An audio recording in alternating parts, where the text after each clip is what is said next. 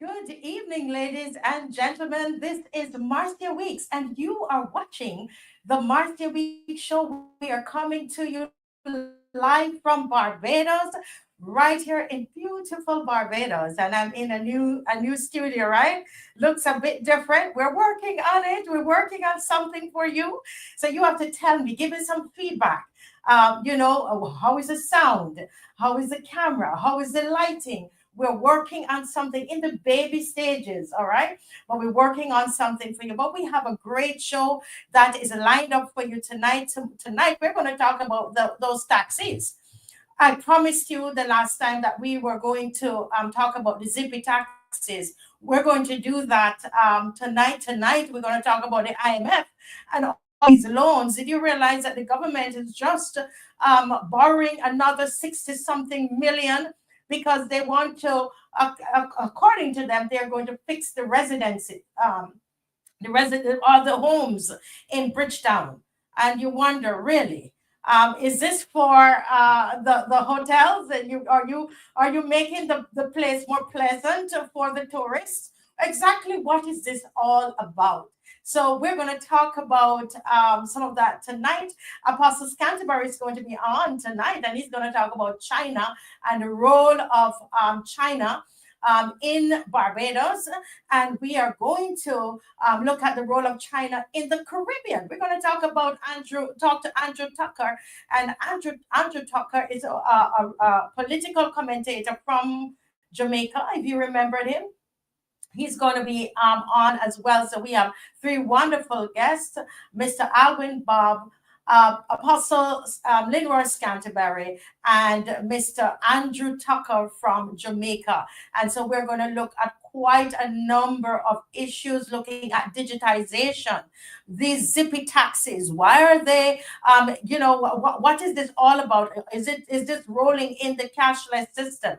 What about our independent taxi men, taxi operators, not men, because you have females as well, taxi operators? What is going to happen to them? The small businessman. So we are going to look at all these things. And of course, we always ask you to like and to share. All right. So we needed to like, to share, to subscribe. Very, very important. Now, we're going to go right into the national anthem. And right after that, we are going to give you some treat to some Calypso music, some Calypso, some social commentary. And while the songs are playing, I would like for you to vote for your top three songs. You might not hear any of those songs tonight as we're playing the songs, because we can only play three tonight, all right? But we want your top three, because there might be some songs in the competition that we have not played as yet. But we want you to play, we want you to put in the comment section your top three Calypso songs, your social commentary. Let's be clear about that. Social commentary. All right, the social commentary song. As you know, Pick of the Crop is coming up. The final is going to be on August 1st, Emancipation Day. But we're going to do our top three right here, right now, okay? And so go ahead, write in the comment section. At this time, we're going to go right into the national anthem of Barbados. I don't think we're ready for the national anthem as yet. So we will chat a little bit about the song. So let me just see some of your comments in the comment section of your favorite Kaiso, your favorite social commentary song. And I want to hear what you think of this set. I don't know where what's happening to my national anthem at this stage, but the national anthem is what we're waiting on that. All right. So let me see in the comment section. You go ahead and write in your top three social commentary songs. Right, as we wait on the national anthem of Barbados. That's wonderful. Keep going. Keep writing. Keep writing. I know a lot of you are going to write their notes, but we want top three. All right. Your top three.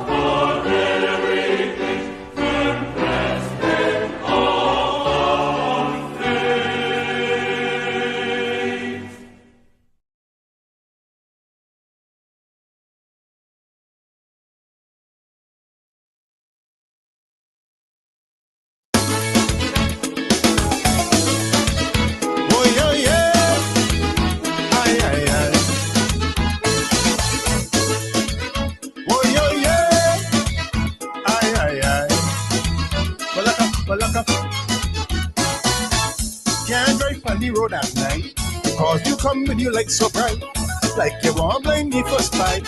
It is overbearing. Me and you never had no war. Why you spot the light on me for?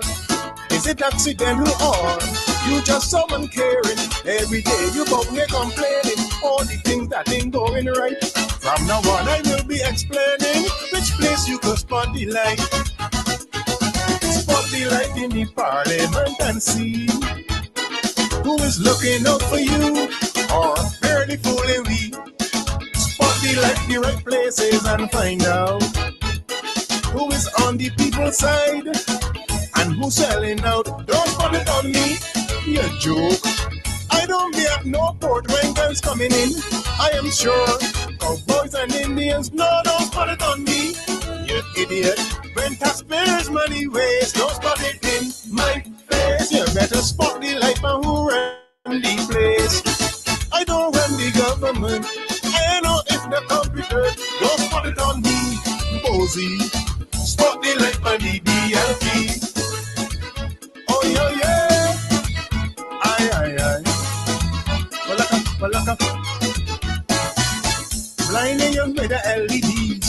Them that are doing as they please. And then tell the authorities I feel violated. Go stop them in the treasury. Then you will see if the economy living off borrowed money that I am afflicted. Light is a great disinfectant. Use it, don't abuse it at night. Cause all that hide in the darkness must come out in the light. Spot the light in the board meetings and see who is representing you, or the rich minority. I want you spot the light in the right places and find out who is standing up for you, or just running them out. Don't spot it on me, no way. I don't have any clout. And I ain't got no land to give away, don't spot it on me. You idiot. One fired, another one quick, don't target me. One bit, you better spot the light on the cabinet. I may drive and get annoyed. Check my front and touch a boy, don't spot it on me. You insane, you spot the light in the wrong lane. Why, aye. Walaka. When you see me on the road at night, make sure that you dim your light. I give you valuable insight. Time for activation. Aim the light, aim it all about. Human cockroaches running out. Places you will never dream about. Need illumination. Wickedness reside in high places. Time for you to make wrong things right. Corruption is hiding dark spaces. In Barbados, let there be light. Spot the light on the police, you can choose. Some are real professional, some protect the shoes. Spot the light in the courtrooms and find out why them hardened criminals out here walking about. Don't spot it on me, you're free. I can't give a big speech, I've got the whole world, so I'm based. All now I still getting praise, don't spot it on me, you're free. I ain't looking at the George Street, I know who get cussed or beat. Spot the light out in Robert Street. I never tried to meet with Trump or get sin fed up man to jam. Don't spot it on me, yeah good. Spot the light in Ella Rapport. Crime out here getting worse. Spot the light on the AG first. I ain't laughing out none. Spot the light on the Calypso.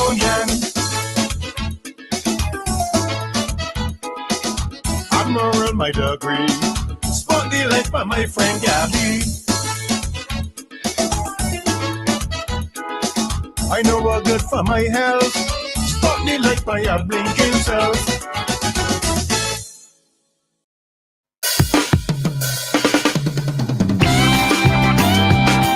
Hey!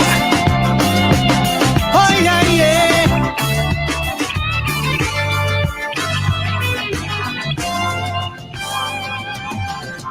Look at the world through a lens that is brand new. Can you in any way pick out the things you once knew? And do you still hold true faith, chivalry and virtue? Or do you now display 21st century values? Everything seemed like it get twist wrong. Right was right and being wrong was wrong. But even that upside down in this sweet Bridgetown, yes. And what can we say to children today if they see criminals getting paid to keep the peace but hey, of course they must stray. There is no love from one to another. It's all about lust, money and power, no morality in this twisted society. Look at how black men killing each other. Then we talking about how Black Lives Matter. Hypocrisy in this twisted society.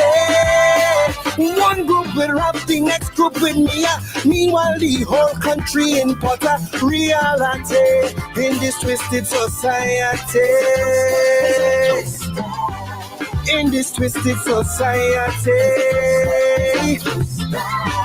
Is a twisted society. Yeah.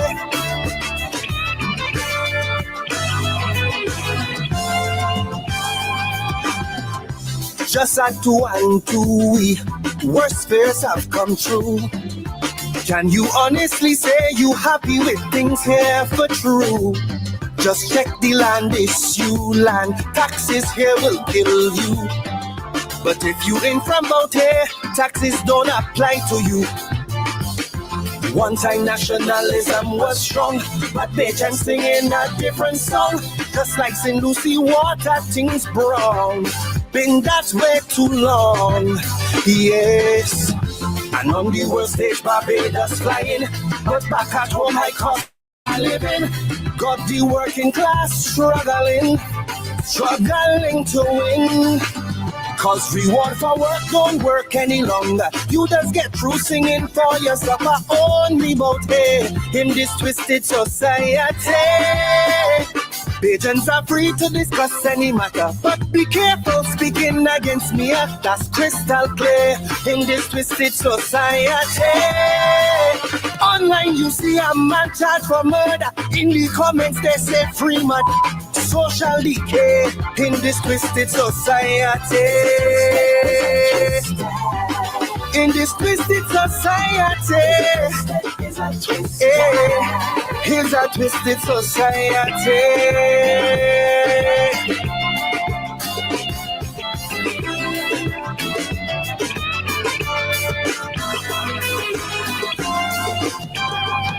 Now, what have we come to? Like, we really gone through. The music we hear today is about truckmen and getting screwed. Hanging they won't do, cause tint is the issue. So there should be peace out here once your windows they can see through. While we dying in many gun town, gangsters and ministers breaking ground. The whole place twists around. Before fathers would frown. Yes, we heritage sold to the highest bidder. The African bag, not a single dollar. Oh, Mama Africa, Mama Africa. So what do we do to get them to recover? Untwist we mind and work with each other, starting today in this twisted society. Put down weapons and reason the matter. If we self up from out of this squalor, don't shy away in this twisted society. We eat and we drink, we laugh and we gather. Now as a people we must do better immediately in this twisted society. In this twisted society. Oh yeah, yeah, yeah. In this twisted society.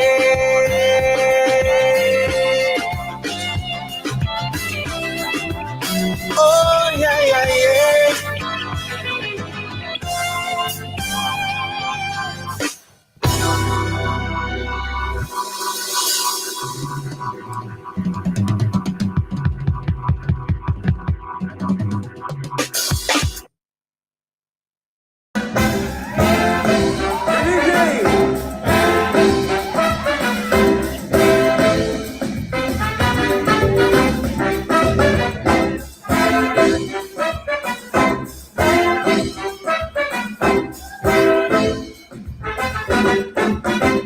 Who say you can't put a woman to do a man's job? Was a promo for a radio show. I remember Kitchener, Holiday Minor was the bet on which it was set. But over the course of time and history, brilliance, performance unveiled the mystery of Carol Robinson, style and grace and flair. Then she left. I went to the NCF, and it's happy pop over. Happy Carol over. Yeah.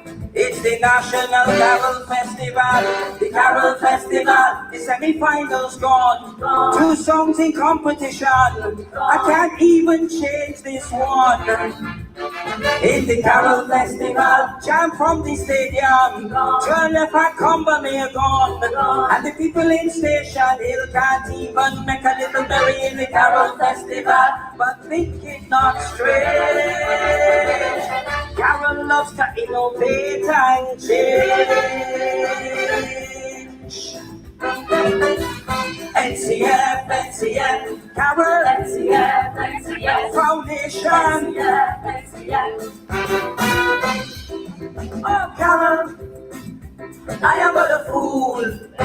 She hit the ground running, eager beaver, ever ready. Classic win the crowd, spotting the light punch. Innovation, 1 song, more prize money. Imagine Carol in charge previously. Mr. Hardy, no sugar made us free. Would be the dilemma facing a baby. Gabby, Calypso, I love you. Only want to know one song to sing. I don't night I would have been king. And it's happy come over. Happy Carol over. Yeah. It's the National Carol Festival, the Carol Festival. Cohobla are gone, the kings and the queens gone. It's a soca orgy of fet after fet after fet after fet. It's the Carol Festival, party monarch gone, soca monarch gone. No proper platform for future soca stars. It's the Carol Festival, but big kid not straight. Soca 5.0 is change. People with inquiring mind ask me why I wasting time on Carol, the cultural diva Carol. Nothing the cost of living, hometown history vanishing. It is Carol, no murder and crime. Carol. Nothing about cost of living. An African bank landing, it's Carol. I tell you it's Carol. But if Carol knows so much about Calypso, how come she never write a Calypso? A witty ditty with the melody so pretty, it be every belly with the vibe in Calypso.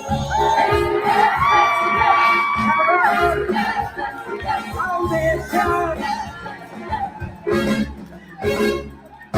seminar, webinar, workshop, residency for Jackie Opel with Dr. Stefan, Arsenal fan, Freedom Park, and of course Amphitheater for Marcus Garvey, Jamaican, the great man, work worthy of appreciation. I applaud, I praise what is right. But Carol loves to change, so pay attention. She might change Pickety Crop to Carol by candlelight. It's happy crop over, happy Carol over, yeah. It's the National Carol Festival, the Carol Festival. Come to village gone, the feast at the plantation, and the vendors tell me that Bridgetown market come down in the Carol Festival. And from the sign gone, the gospel concert gone. It's botanical for the final, not the oval in the Carol Festival. But it's not straight. Only the hairstyle will change. NCF, Carol Foundation. Hello, Carol, I'm depending on you. That girl of the little time. Yes, guys. That was the announcer, and tonight we are hearing there's a National Carol Festival by the announcer, and we also had Twisted Society, and of course Spot the Light as well. And if Dave could remember to put on my camera, please. Put on my camera. Guys, I just want to thank you all again for joining. Tonight we are doing things a little differently. And because tonight what is happening is I'm actually at my rehearsal at the studio and doing the show at the same time. Now we're going to have an interesting discussion that I had with Ernesto Cook on at St. Vincent and SVG News. SVG News. So if Dave could put on my camera, that would be wonderful. Anytime now, Dave, by camera. All right, the SVG News is what we're going to feature that coming up really soon, and give us a moment as we take care of this technical difficulty.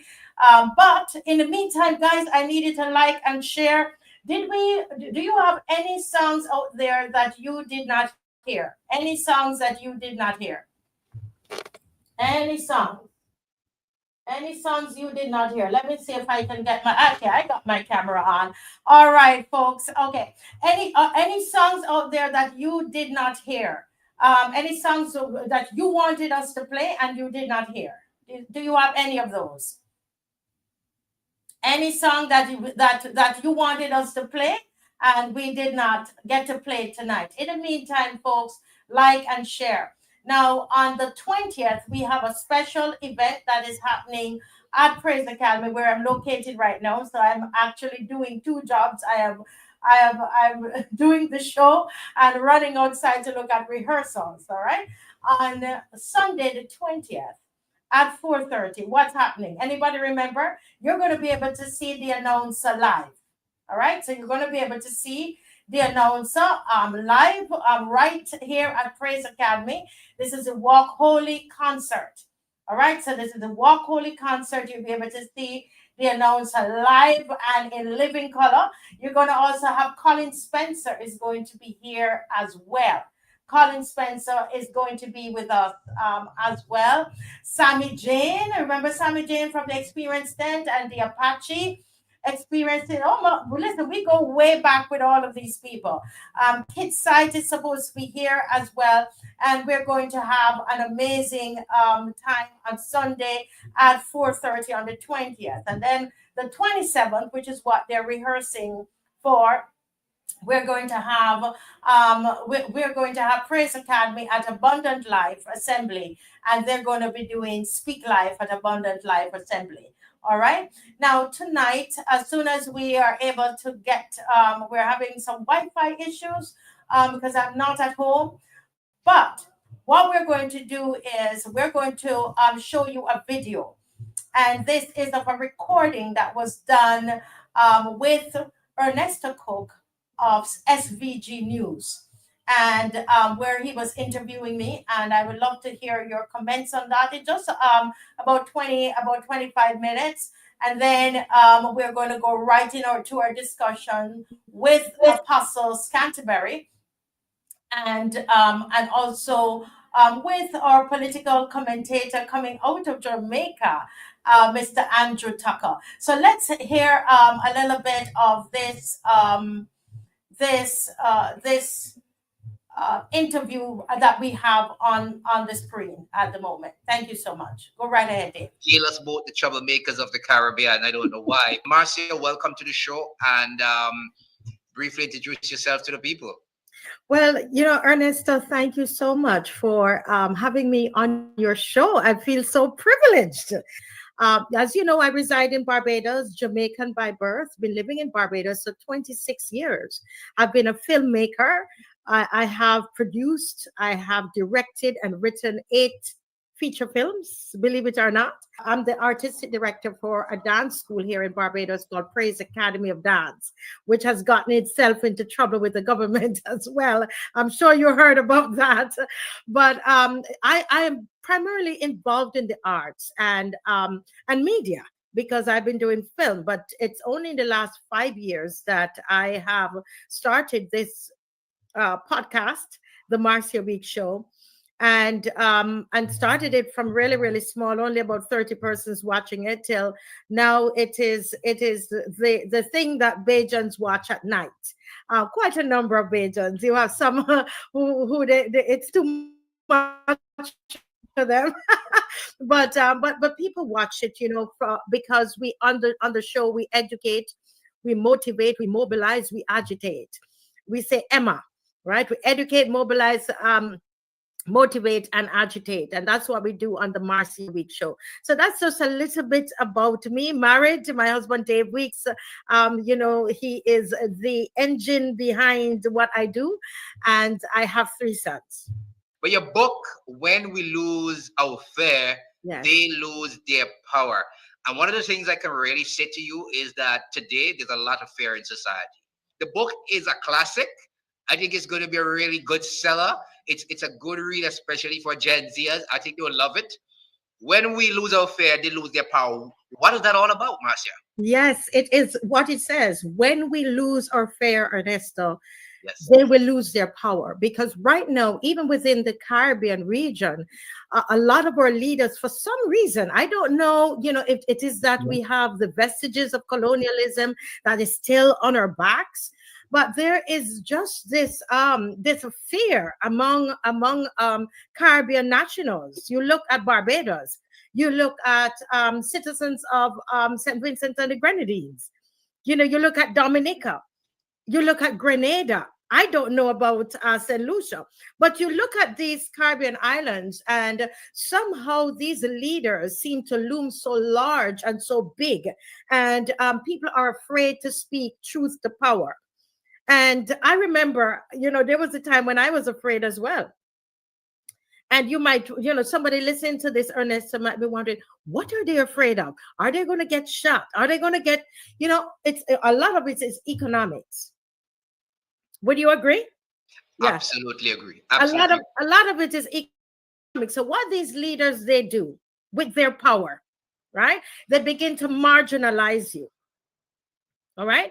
That's what one of the things that they do. They single you out, you're marginalized, you're victimized. If you open your mouth and say something to the powers that be, right? Something you don't agree with. Is it a case of injustice? If you believe that you are being unjust actions are being meted out to you or to your loved ones or to people that you know or to just strangers. But once you defy the status quo, once you defy the powers that be, we're not talking about breaking laws now, okay? Just defy. Then there is that victimization, the marginalization that happened in Barbados. They they had a bill where they were deciding that, okay, in this bill they would actually imprison us for up to 10 years. Because they're saying if you say something about anybody that makes them feel intimidated or you make them feel insulted, then you could go to jail. So we know usually what happens. Those that make the laws, they're going to use it. So that these are in our minds. This was a law that the government, the Motley government, was going to use so that she could stay in power forever. So she could do, what happened in St. Vincent and the Grenadines and what's happening in Dominica, because these rulers, some of them think they're monarchs and that they must remain in power forever. And so this book is to really encourage people all over the world, through the region, in Africa, all over the world, to stand up and speak boldly. Speak truth to power. Is there injustice in your country? Stand up. That's what Ernesto, you do that all the time. Sometimes I said, I wonder, this young man knows what could happen to him. But you rise up and you speak truth to power. And that's what it's saying. When, Ernesto, if we were to ever lose our fear, they will lose their power. That power that they have, the structures that they have set up around them will fall. If we could just lose our fear. And I'm so happy that you said when you lose your fear or when you speak out against the system, it's not breaking the law you're talking about. And you mentioned, I'm so happy you said that, because a lot of activists do call for people to break out, free themselves from the system, but they do it in a manner which will cause more chaos than you don't really want. And I'm happy you said not breaking the law. So you do everything within the confines of the law. Within the confines of the law. But let me say, there comes a time, there might be civil disobedience that is necessary, because if we remember, Ernesto, our ancestors, they had to employ civil disobedience so that we can even be here speaking. So there comes a time when but that should not be our the first the resort then. But there's a time, because it's civil disobedience is a form of protest. Yes, but it absolutely is. Yeah. Mm-hmm. It absolutely is. But I'm happy that you had stressed on that first, and that is your first move, not to break the law, because people need to get that first before we move into the whole gamut of things. Yeah. But you are not only a social activist, you're a responsible social activist, and that's what I'm getting into people's head here, because sometimes when people want to move against the system, They want to have somebody, yes, that is vigorous, somebody that is forceful, but somebody knows when to play the cards. And we have to take it 1, 2, 3. We don't just escalate to 3. And I'm happy that you got that out before. So that is very important for me and people who are listening. You said fear is not just an emotion. It's a system, right? In this powerful manifesto, Weeks exposes how fear is used as a tool to dominate and divide, how people of conscience can dismantle those systems and reclaim their voice. And you were so correct when you said, if you go move against the system, what we have today, especially in the Caribbean, is moving on you economically. Not even jailing you per se, because they know that would be a waste of time, because 6 more will rise up just like you. They see the pattern, so they know what's happening. So they move on you economically, either they take away your job. But if you don't have a job, they will look for a way to squeeze you at the bank. Do you want a loan? Oh, she can't get a loan. He can't get a loan. They will look for the police to harass you on the street daily, even though you're not breaking the law in some way. They'll find some stupid thing to come up with to say that you're doing something that is against the law. And you are very correct. So, yes, and this is why I believe a lot of people do not want to get involved in activism these days, because the mere fact that my bread will be taken away and I may have 1 or 2 children at home who are now going to school, this is going to become a problem. And so they silence you, they push you into the ground, and they realize this is the button that we have to push, the economic button. But the problem I don't get, and I try to explain this for years to people, look, we are the ones that give these people the power. Yes. They do not have the power. And every 5 years, they come to you looking for a job. And they come to you as gentle Jesus, meek and mild, as the people would say. They're not big and bravado anymore. They're not bullying you anymore. No police is coming on to harass you anymore. Everybody's just at the foot of the cross, as the people say, equal. And they want a job. And so they behave nicely, come in your home, they eat from your kitchen. And you know, whether your plate is dirty or not, they eat there. And then 2 days after, these people are passing laws to suppress you. Correct. And, you know, this is what we're trying to get to people. Listen, you're the one with the power in your hand. You're the one that's giving them this power. But the day that you break free of that stupid fear that you have, they will absolutely lose their power. And you're absolutely correct. You're absolutely correct. But I want you to talk about this emotion that people have and the system. I mean, you mentioned it briefly before, when they use it as a tool to dominate and divide. Could you just go a little bit further as to how they really divide and dominate us? Yes, well, you know, how they divide and dominate us. Well, you know, one of the biggest things that I know, I'm going to talk about myself. I remember 5 years ago, Ernesto, I could not have written this book. You know, I had been living in Barbados, minding my own business, really, doing my films, and you know, and you whisper under your breath when something is wrong, etc., as we all do. But nothing, you know, I'm not involved in any political commentary or activism or nothing of the sort. I remember that I saw some trends and some things that were operating in the Motley administration that looked very dictatorial. And so within me, naturally in me, I just can't function under those kinds of settings, you know. So what I did, I created a fake Facebook page telling out all my business. And because I was scared that if I commented publicly, then I would be victimized, marginalized, ostracized, all of those different things. So I was so afraid of the system that I decided that I was going to create a fake Facebook page. That's how bad it was for me. So 5 years ago, I couldn't write this book. But what happened to me was just a real change that happened from the inside out, Ernesto. And I remembered when it happened. It happened when a test was given to the children in Barbados with I think it's either 180 questions or 280 questions. And some of these questions were very intrusive. and talking about gender and all of these kinds of things to children. The parents were not, they weren't even informed. The children were told that it was a computer test that they were doing. They weren't aware of what was happening.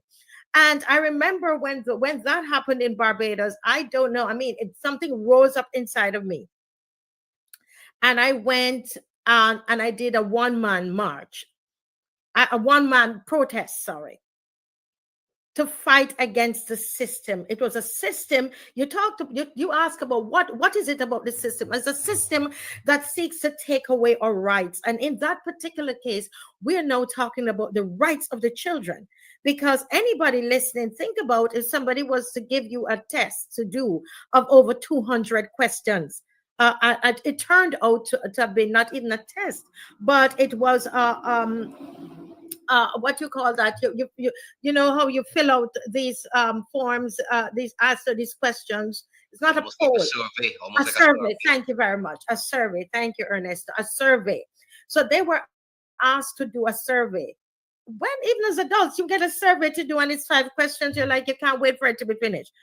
But to put children in a setting 2 to 3 hours answering questions that their parents know nothing about. They dressed and went to school and thought it was a test, because that is what was sent home to the parents, that they have a computer test. That's what was told to the children. And so that for me is a system seeking to take our rights, parental rights, children's rights. They are overreaching. So it's those kinds of systems. You ask what is it that the system is doing? It's when we see the injustices that is being meted out. We look at St. Vincent and the Grenadines. Look at the mandate. Look at the vaccine mandate. Look, we look at how that was administered. It was illegal. And that was administered against the people of St. Vincent and the Grenadines. And we had not one person, not one prime minister from CARICOM who came to the rescue of the people of St. Vincent and the Grenadines. There are teachers there who lost their jobs. Public servants to this day who've lost their homes, Ernesto, because of an illegal mandate that was put on the people of St. Vincent and the Grenadines. And those are the systems that we need to speak out against. And when we see that kind of injustice, it is very, very imperative that we push past those systems and push past the systems and reach out to touch the people that these systems are pushing on, and rescue these people. And that's what I believe. When you read this book, you will see my journey of how I overcame fear, even fear of a lizard. I talk about being afraid of a lizard. I just told you I was afraid to post on Facebook. Me, who now comes on 4 times a week, but who will not stop speaking, because I realize something. All that needs to happen, Ernesto, is that we stand up. That's all that needs to happen, is that we stand up. I saw in Barbados here with the same cybercrime bill. Now we marched about 17 times concerning this bill. Use the show, we use social media, and guess what? They now have the bill on hold. There's a pause on the bill. You see, and there's so many things. I mean, I see the strength of those in St. Vincent and the Grenadines. So they use Facebook, they educate and so on. Several, I can't remember all the names right now, but Thusio, 7-Day Adventists, you, Ernesto, all of these people who've come out and are speaking up. We have in Trinidad, we have Umar Abdullah and his organization there, Naeem, and all of them. And all through the Caribbean, there are voices that are speaking up, voices that have decided, listen, I am not going to sit and nurse this emotion of fear, but to be able to rise up above it and begin to speak truth to power. And I say to everybody's watching, When we begin to do that, we're going to see how much that the effect of that is going to have on these structures of power. Because as you said, Ernesto, we put them there. We are the ones who put them there. And it's time we understand it and begin to realize that when we lose our fair Caribbean, they will lose their power. Absolutely, couldn't say it any better. And so, how do I have to support you here when you said that it appears that the governments in the region are becoming very authoritative? Yes. So almost like we are dismantling the democratic processes. You hardly have Freedom of Information Act in these islands. You can't get the information you want from government. Many of them would have gone to the parliament, passed these things, but they're not enacted into law. For instance, Correct. in the case of St. Vincent, since about 2004, that was one of the major things that the current government campaigned on when they got into office in 2001. Freedom of information. You can't hear anything. The government of Mitchell is hiding up everything. There was parliament. They said that parliament wasn't broadcast live. They had to go in and get a recorder and record something and run back to a station and put it on for people to know what's happening. And they said, look, we're going to deal with all of this. And yes, they did open the parliament live on air, but the Freedom of Information Act, which was one of the things that they campaigned on, transparency in government, up to today, they have not delivered on that. So since 2004, they went to the parliament, they discussed it, the parliament passed it, but up to now, it's not enacted into law. So you can't go and get information from any government department. For a journalist, it's still almost like you have to be squeezing blood from a nail. You have to be just digging, and you still can't get it. And when you get it wrong, maybe just a line, everybody looks to give you a lawsuit, for something. So these are the things that we're talking about. We have to lose our fear. We have to demand from these governments that they're open and transparent as they claim they want it to be. But people have to do this because these governments are not going to do it. And as you can see, the system where it's going now, it means that everybody is in one accord. And I'm talking about the governments of the world. So you're not going to get that if you don't push for it. You have to push for it. And that takes me all the way to your book, to Kenya, where you got a lot of inspiration. Tell me, why Kenya? What happened in Kenya? Why you got so much inspiration? Well, Ernesto, I was doing my podcast really, and and in preparing for the podcast, I came across these protests that were happening last year. Today's actually 1 year that the protest started in Kenya, June 25th, 2024. And I saw these young people on the streets, and I'm like, what's going on here? And they were protesting about a finance bill, a bill that would affect them economically.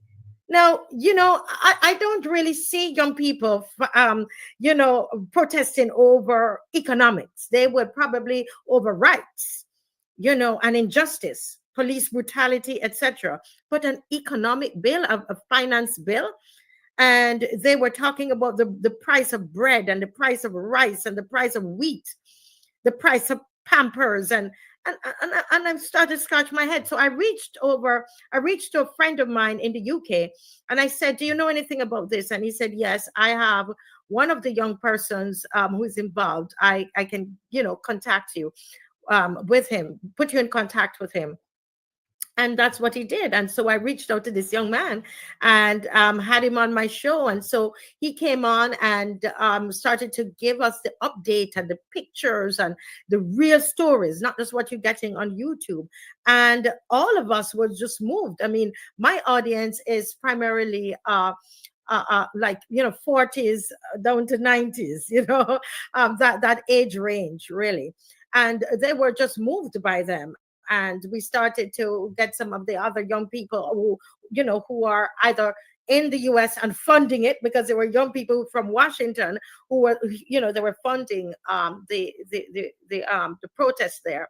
And we just kept, focusing on it. I ended up going to Kenya, long story short, and I started writing this book, Ernesto, the day before I boarded the flight to Kenya.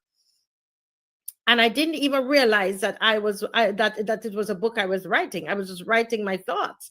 And I heard inside, this is a book, and it's a book for the nations. It's a book that is going to free people because of what is coming. There's something that is about to hit us in terms, you kind of touched on it, Ernesto, in terms of the all the different systems that are, we saw it with COVID, and we see it now with the digital IDs, and we're seeing it with the surveillance, and all of that is coming. And I believe this book is prophetic. And so when I saw the young people from Kenya, I realized, Marcia, there's going to come a time we're going to have to rise up. We're going to have to rise up regardless of the age, regardless of our age, whether we're Gen Zs or we are all the different names of millennials or baby boomers or whatever they call us all. There comes a time where there will come a time when we're going to have to rise up. We're going to have to speak truth to power. We're going to say, no, no, no, not in my body. You can't put that in my body. That you can't listen, to be able to stand up to powers and say, I don't want that in my body. I'm not going to eat that food that you're giving me that is made in a lab. I don't want that. I don't want that food. I don't want that injection. I don't want to wear what you want me to wear. I don't want to drive that kind of car. I want to be able to use whatever kind of I want to be able to grow my own food. That's standing up to systems. That's losing your fear. And so I see it. It's not just about our rights, Ernesto. It's not, but it's like even like the young people in Kenya. It's economics. When they're taxing us to death, we are walking around with all of these taxes, like what's happening in Barbados. We've never been taxed so much in our entire lives. When we have to be locking ourselves in our homes because we're afraid of the crime that is on the streets. The crime is taking over the streets in Barbados, and we cannot get anything sensible, no sensible, working, practical policies from those in authority when we're paying taxes and we're paying them lots of money, to serve. They're supposed to be serving us. And there no strategy, no policy, no legislation at all. And so when those things are happening, like the Kenyans, we need to be able to rise up and be able to speak truth to power. And so that's where the inspiration came from. A lot of them are in the streets today again, young people in Kenya, because, the police shot and killed over 60 of them, Ernesto, last year. And today alone, two have been killed. That's correct. Yeah. It's terrible. But it goes to show how much of a connection that we do have with the African diaspora. But you mentioned something very strange there as well. You could not figure out why young people would be protesting over a financial bill. If you look at the Caribbean, you really would not see anybody on the streets protesting the bill that's gone to Parliament, which we call a financial bill for the budget. It's a financial bill. Yeah. But you would never see anybody on the street protesting that bill. Although in that bill, in many of these islands, are wrapped up so many things that affect our lives. But a lot of people say, well, I'm not going to watch any budget. I don't have no time with any Parliament and any budget. That's nonsense. And I can't take that on right now. But it goes to show you when people's eyes are open to what is going on around them.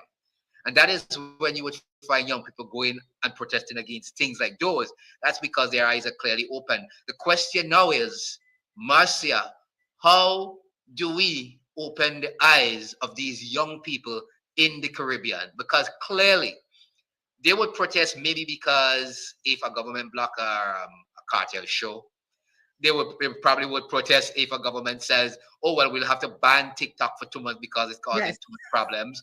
But outside of that, they really don't care anything, in terms of what government do to affect their lives, basically.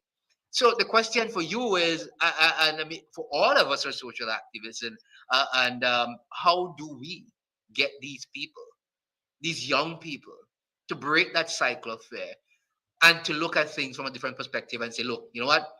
I will have to protest this. I'll have to go against this. I'll have to speak about this to get some change. How do we do that? Yeah, one of the well, I can talk about what I'm doing. As as you asked me the question, I said, "But Marcia, what is it that you're doing?" And one of the things that I do is I try to keep them close, and there's mentorship, there's calling and checking on them. They're sending them stuff via WhatsApp. This, for example, this Kenyan uprising that happened. I brought a couple of them to a restaurant, and we ate and we talked about it. We formed a WhatsApp group. Out of that WhatsApp group, I can tell you that we had one of them. No, we had two that went to Washington to represent Barbados, to represent the loyal opposition in Washington when the government wanted to bring the Motley cybercrime bill to shut us up. Those young people traveled. Two of them traveled, and they were so phenomenal. I mean, there was one of them. He was 18, and he was the star of the whole thing because he was able to again, without fear, speak truth to power right there in Washington. And Timon, his name is Timon Howard, and Timon is somebody that we worked with. We trained them. His speech, we worked with it online with him. We rough them up. We do everything we do. Because we recognize that, Ernesto, we don't want to just be doing this and then when we're gone, nobody else is there to carry it on. And so it's important that we mentor, that we keep them close. The other night I had a couple of them on the show talking about the crime issue. Sometimes I try to get them to even, host a show. Some of their parents are worried. Yes, they're worried. They're scared for them. And so they will start with me and then they disappear. But I stay there. I keep myself there for them because I realize that it's so important that we are able to pass the baton on, and not just for the next generation. We want them to get activated now. We want them activated now. And a book like this, I would say to those who are watching, that a book like this it's a good way to start a conversation. They could purchase the book and share it with young people, because it's a book for everybody, and available on Amazon. And that's one way that they could do it, is to start conversation. I know a lot of them don't read, but even just the cover alone, I think will spark conversation with our young people. You can talk to them about the Kenya uprising and how young people are making a difference in Kenya, and that might spur them to go to YouTube and check that out. But it's to stay close, connect, try not to judge, try to work with them where they're at. Some of them, I have them working on my team and they're doing, editing for me. So they have to listen to the stuff while they edit, So it's involving them in different ways, and to be patient with them. They have a whole lot to offer. Listen to them, be patient, get them involved. And with that, I want to just shout out to all of them. And when they see this, the Don Leacox, Shaquani Hunt, and Theory Gittins, those names that I can mention, Timon Howard, some of the names I can't mention because the parents, don't want them to get in any trouble. They work in the back. But these young people are very, very strong, and it's possible. It's good to have them, and I agree with you, around in terms of utilizing the things that they are into. Yes. So editing, they're into video production, they love the music, they love these things. So getting them involved in that is one way of getting them into the message and understanding, because as you said, they have to listen. So ultimately it will become their mission. You will move off the scene and Correct. they will become your age group, and they will have to get involved in the mission. They won't have a choice then. It will force them into it whether they want to get involved or not. So at some point in time, so it's good. You're looking at good ways to get them involved. And the book is really a beautiful way to start as well. Like you said, a lot of them don't like to read, but I'm seeing a lot of young people now who really are getting into reading, and many of them will listen to the audiobooks and stuff like that. Yes. While they don't want to read, they will listen to the audiobook. So that's a good way as well. And I was getting to the point where I was going to ask you, where is this book available? Where is it available? Yes. Right now, it's on Amazon. Okay, so which is universal. Everybody knows Amazon, so you can get the book on Amazon, and we are getting ready to have some physical books here in Barbados where we'll do a book signing and those kind of things. The audio book is being worked on. Again, everything is going to be through Amazon. That you'll be able to be able to access the book. Marcia Weeks, I love talking to you, but we've gone out of the time. We have to come back and do this another time, because this is, we have many things to talk outside of your book, which is going to be off the train. So we'll have to come back and do this another time. But I would want to thank you so much for joining me today and for being on the program. And I know people are going to love this one. And like you said, your book, When We Lose Our Fear, They Lose Their Power. Where is it available again? Let them know. When we lose our fair, Caribbean, they lose their power. Structures are going to fall when the people rise up. The voice of the people is the voice of God. And you can get this book on Amazon.com. Go on Amazon and share it, read it, form book clubs and read it. All proceeds are going towards the loyal opposition here in Barbados. Where we're going to use this continue to do more books and to more marches, and because, as I said, we take care of ourselves. We don't have anybody sending us any big organization. It's the people. So this book is to help to finance the movement, folks, and it also helps with some of the humanitarian causes that we're involved in as a loyal opposition. So guys, Amazon.com. Lose the fear, people. Lose the fear. We did it. A lot of us came together in COVID, and we did it. We did it across the region. Trinidad, Jamaica, Bahamas. We were joining together. We formed WhatsApp groups. You remember that? We can do it. We can do it politically. We can do it, Ernesto. We did it in COVID. We can do it again. When we lose our fear, they lose their power. Absolutely, and I agree with you 100%. Marcia Weeks of the Marcia Weeks Show. I'm going to leave a link in the description of this video so that you can follow her channel and get all the necessary information you need. But Marcia, once again, thank you so much for coming on to the show, and I do hope that the whole Caribbean gets your book. I'm going to promote it as much as I can. Ernesto, thank you for having me, and I want to say you're my brother, and I look forward to your videos, and keep it going, keep it regional. Just keep what you're doing. You're strengthening us. When we see your videos, trust me, we pass it around and we say yes, yes, yes, and we know that's the same thing will happen with this book. It's like electricity, because it's coming from one of us. And I want to say to you, Ernesto, thank you. This is a great opportunity for me, and I thank you so much for having me today. Oh, wow. Wonderful, wonderful, wonderful. And that was a lovely interview. Thank you, Ernesto Cooke of SVG Times, St. Vincent and the Grenadines Times. I mean, he's doing an amazing job. I know you're hearing some noise in the background. Remember, I told you I'm at the studio. So I'm running from here to my students, okay? So you hear some noise, they're singing and etc. I hope you could still hear the broadcast this evening. But I also want to say, folks, that the book is available on Amazon. I don't speak enough about the book. Everybody says, Marcia, you don't speak about the book on the show. So I'm using this opportunity, just a few minutes, to talk to you about the book. It's important that you buy the book. The book is the proceeds of the book. We're using that towards all the different ventures that we're involved in for the loyal opposition.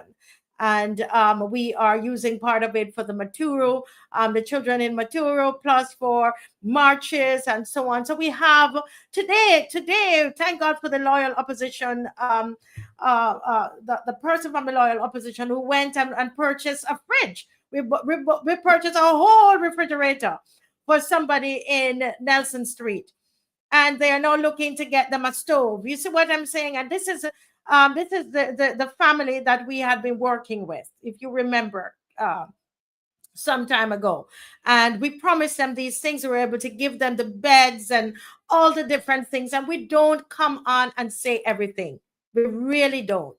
But there's a lot of work that goes on behind the scenes, and when you support this book, we're going to be able to do more. Okay, we're going to be able to do more. So this is all about the work of the loyal opposition, what we do here in Barbados and beyond, because we are reaching out to Maturo in Kenya. We're going to see in I think it's on Sunday night, actually. We're going to have those two little girls, Amaya and her sister. You're going to be able to see them. I was told that they're gonna bring them to the studio. We're gonna be able to see them, and we supported her as well, and we want to keep supporting. Okay, so I'm frozen. My screen is frozen. So this is what we're having, that challenge. Okay.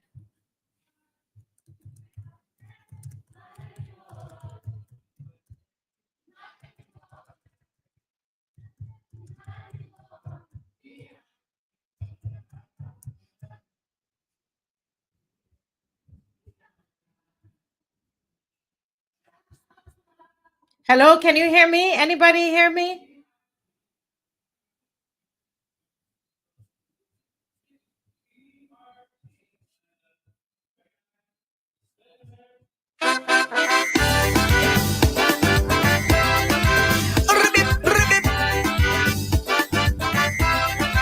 Bloody hard. Aha! I felt I should stop saying Kaiso. Cause since Junior Monarch, I ain't had no bite. That's what I say. Bashment and Soca is the thing for Dynamo. Because Calypso, I just struggle to write. Some tell me don't come out there and play that I write in politics. Cause I don't have a clue, but that's too big for you. So I really had to take care while I was writing this song. Because I didn't want to hear the things I writing were wrong. That this small country that's borrow too much money. I hear don't write that. You're wrong about that. I write that our leaders like them may have no answers. I hear don't write that. You're wrong about that. Every time I write around, every time I write around, if I write that vengeance regret. The government to me like every time I write around, every time I write around, if I write some MPs who fail, holding on to me a coat tail every time I write around, every time I write. So I really don't know how long I can take to finish this song, cause every time I write. Bloody hard. I write that you should protect yourself against these criminals, crooks, and these gunmen. We should get tasers. Furthermore, you can't write that. The commissioner said to cooperate. I convince myself to keep writing, but leave out all of the politics. I see society malfunctioning, so that should be an easy topic. Blind men could see that crime overrate and out of hand, while paychecks undersized, murders and prices on the rise. I had a rush of ideas, so I started to write them down. But then I heard a voice say, the things are right and are wrong. I write that many Bajans living in sufferation. I hear don't write that. You're wrong about that. People can't feed them children, but me I can't spare a million. Don't write that. You're wrong about that. Every time I write around, every my right around if I write that killings increase. Since the government pay for peace every time I write around. Every time I write around if I write people don't get killed. In Sandy Lane or Apes Hill every time I write around. Every time I write around. So I really don't know how long I can take to finish this song. Cause every time I write around. Bloody hard. I write. If you spare the road, you get spoiled child. Beat them. Oh, you hear you can't write them things. You're gonna want them trying to beat you like that beat the teachers. I kept on searching for an angle so that my song will go in the dump. I hear right about somebody controversial, so I thought, who better than Donald Trump? But I say I ain't writing about no American. When I can see and tell, we only leaders mad as hell. So I already knew before penning my opinion. Some people would have the view, the things are right and all wrong. Alright, MPs that's here. When the woman tell them, no, don't write that. You're wrong about that. I write some bees that's teeth bold, but only these that's get whole. I hear don't write that. You're wrong about that. Every time I write around, every time I write around if I write who bringing in guns, cause the cowboys are Indians. Every time I write around, every time I write around if I write these guns asleep. Tell me how them game when I sleep. Every time I write around, every time I write around. So I might as well just go along and try to write the next song. Cause every time I write wrong. Bloody hard. The more you're wrong. Why won't you hear that song? I mean you're right, but you're still wrong.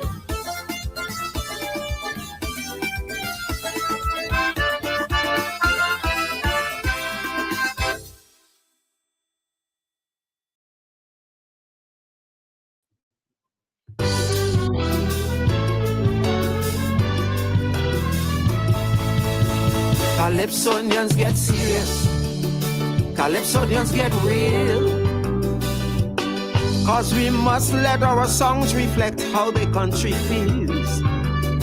People are under pressure, especially the poor black man. And wanna cracking jokes like him one of his comedians.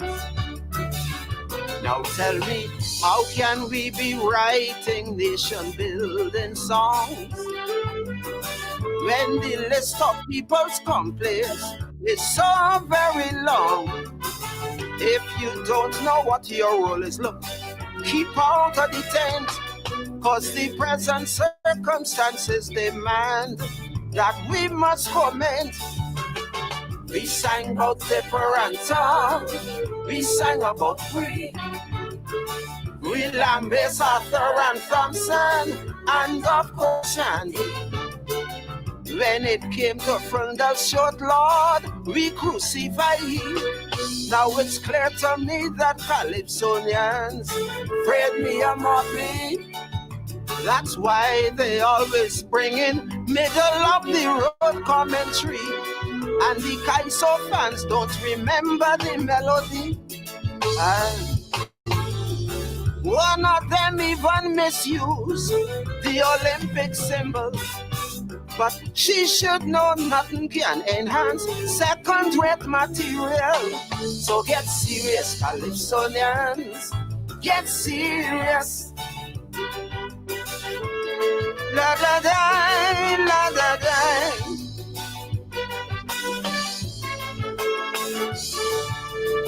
Calypsonians get serious. Calypsonians go brave. But we need to be consistent with how we behave. Many people are suffering, so don't act like one don't know.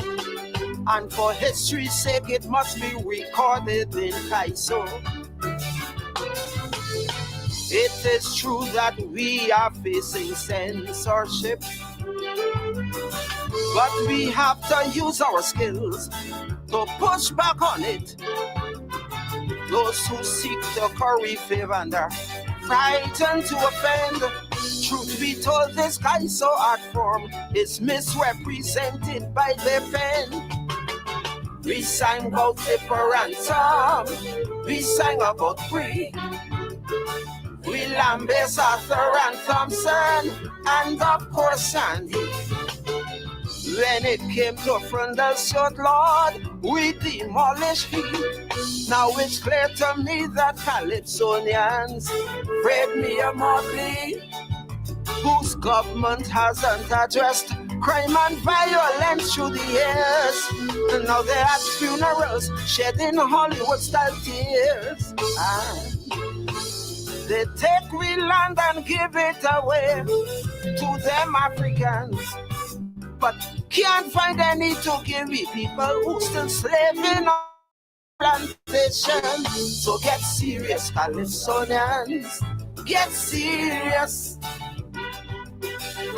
La da da da, la da da da.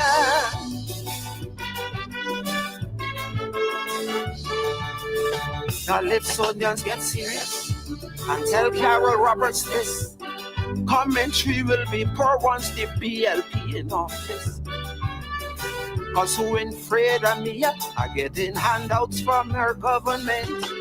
That is why they're singing so much nonsense in the tents. We've heard songs with titles like Africa in Me. That's what you sing when they rent your tents and your chairs frequently. And if you're writing bits and pieces of crap for the juniors, everybody knows that you are rewarded with big crop dollars. We sang about Zipper and Tom. We sang about Free. We lambast Arthur and Thompson. And of course Sandy. When come to front the short Lord, we massacre him. Now these jokers, aka Calypsonians, afraid me a motley. The cost of water got some people can't flush after they pee. But it's climate change that gets the most attention from she. And it's time that all Belgians acknowledge our country is under siege. And we are witnessing what happens when you put mice to watch cheese. So get serious, Calypsonians. Get serious.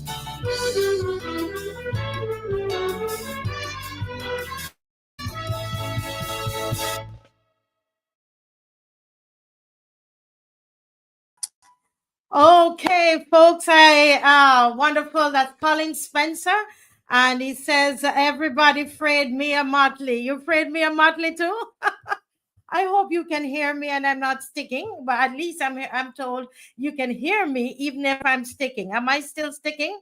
Remember, I told you at the beginning, what Colin says, Square 4 says Colin Spencer isn't singing no lies. All right. Now, remember, I told you at the beginning that I'm here at the studio. As you notice, I'm in a whole different place. And the Wi-Fi is really, really bad. We have like lots of people outside, so they're probably on the Wi-Fi as well. So I'm not sure what is happening. So it seems like I'm still sticking. Well, folks, I'm going to turn off my camera, and so that we hopefully that might help. But guess what, folks? We have Mr. Andrew. We have Andrew here. Yes. Andrew is here with us, and oh my goodness, we can see him. And so we're going to focus on him tonight, folks. I know, bear with me with the technical difficulty. We're doing the best that we can, okay? Everybody's on the school is on the same Wi-Fi. So we suspect that that is what is happening. But you know, Andrew, I'm sure you can hear me over the singing, and so that's happening. Very well. I'm hearing you very, very well. Very loud and clearly. Yes. Well, welcome to the Marcia Week show again. Thank you so much for inviting me another time, Marcia. Yes. Well, you know, we discussed a couple of things, and today we were talking about the IMF. Hmm. and the impact of the IMF on Jamaica, because we're Yes. seeing Andrew Holness is saying how great the economy is doing, and we're being Yes. told in Barbados that the economy is doing great. So we Yes. would love for you to talk about Jamaica, and then we're going to put it all, put Barbados in context. But before you even start that, let me just start talking about Jamaica. Let me remind those of us in Barbados, right, of the amount of money that we have borrowed, that Barbados has borrowed since this is all since the Motley government. So our overall public debt is 14.9 billion US dollars. This includes domestic and external obligations, right? And within that is a portion for the IMF. So I just wanted to remind people of that amount. It's 358.21 million. I'm sorry, 40. I'm sorry, I made a mistake. There 47. Just let me just make sure of what I'm reading here. 471 million. I'm not seeing right. 471 million of that is IMF debt. All right. So as you share with us tonight about Jamaica, we want to put everything into context. So go right away. Go right ahead. Okay, first of all, Marcia, I would like to ask you, what is the debt to GDP ratio in Barbados? Can you say? Do you know what is the I'm going to um tell you. I'm going to tell you that in I would say in 2 minutes. But you go ahead yes. and I But for yes. those of you who are not aware, yes, Jamaica has been with the International Monetary Fund since 2013 when we signed on to our agreement. Now, before then, Jamaica was 145 percent of debt to GDP, which was one of the highest in the world at the time. And in fact, what happened is that the Jamaican government was unable to pay its debt, and the IMF suggested that we're not going to allow you any other market. We're not going to open any other market to you on the international scene.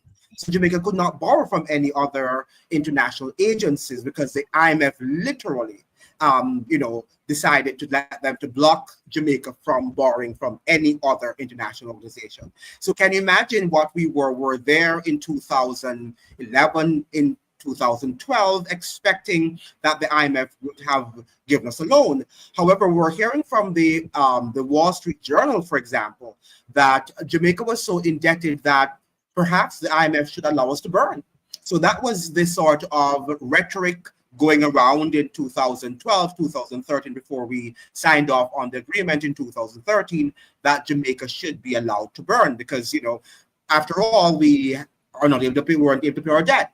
Eventually, the Black Caucus in the United States decided that they would help us. And we were able to ink out an agreement in 2013 with our debt standing at 145 then percent to GDP. Now, the fact of the matter is that after that time, we were able, through the strictures of the International Monetary Fund, because Jamaica received, and I want your audience to understand, the most austere IMF program that we call the Structural Adjustment Program in the history of the IMF. And there was a paper that was written by the Center for Economic and Policy.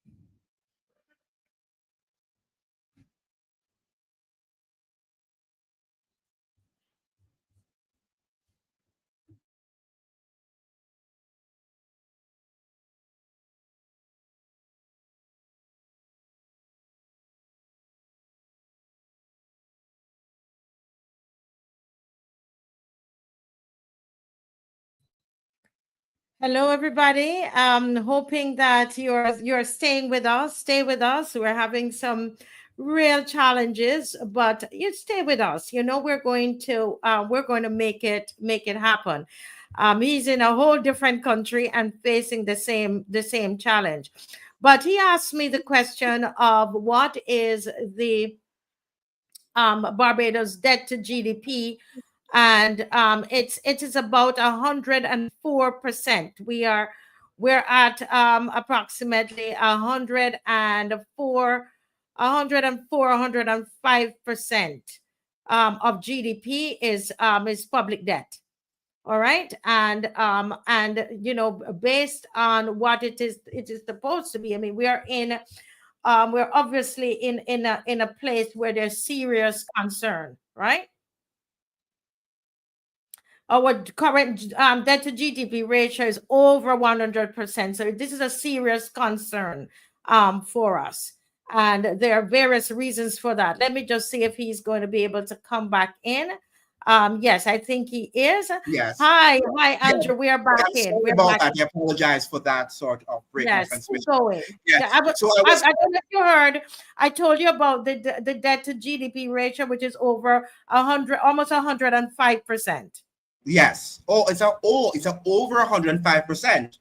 But Yes. so contextualize that now that when did you sign when you signed on to the agreement with the National Monetary Fund, that's Barbados, what was the debt at that time? Ours was 1,445. That's 145% to GDP in 2012 thereabout, or 2013 when we signed off on the agreement. Yours is now standing, you're saying, at 105.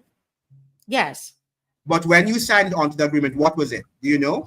Right. I'm going to check on that for you. Okay. Right.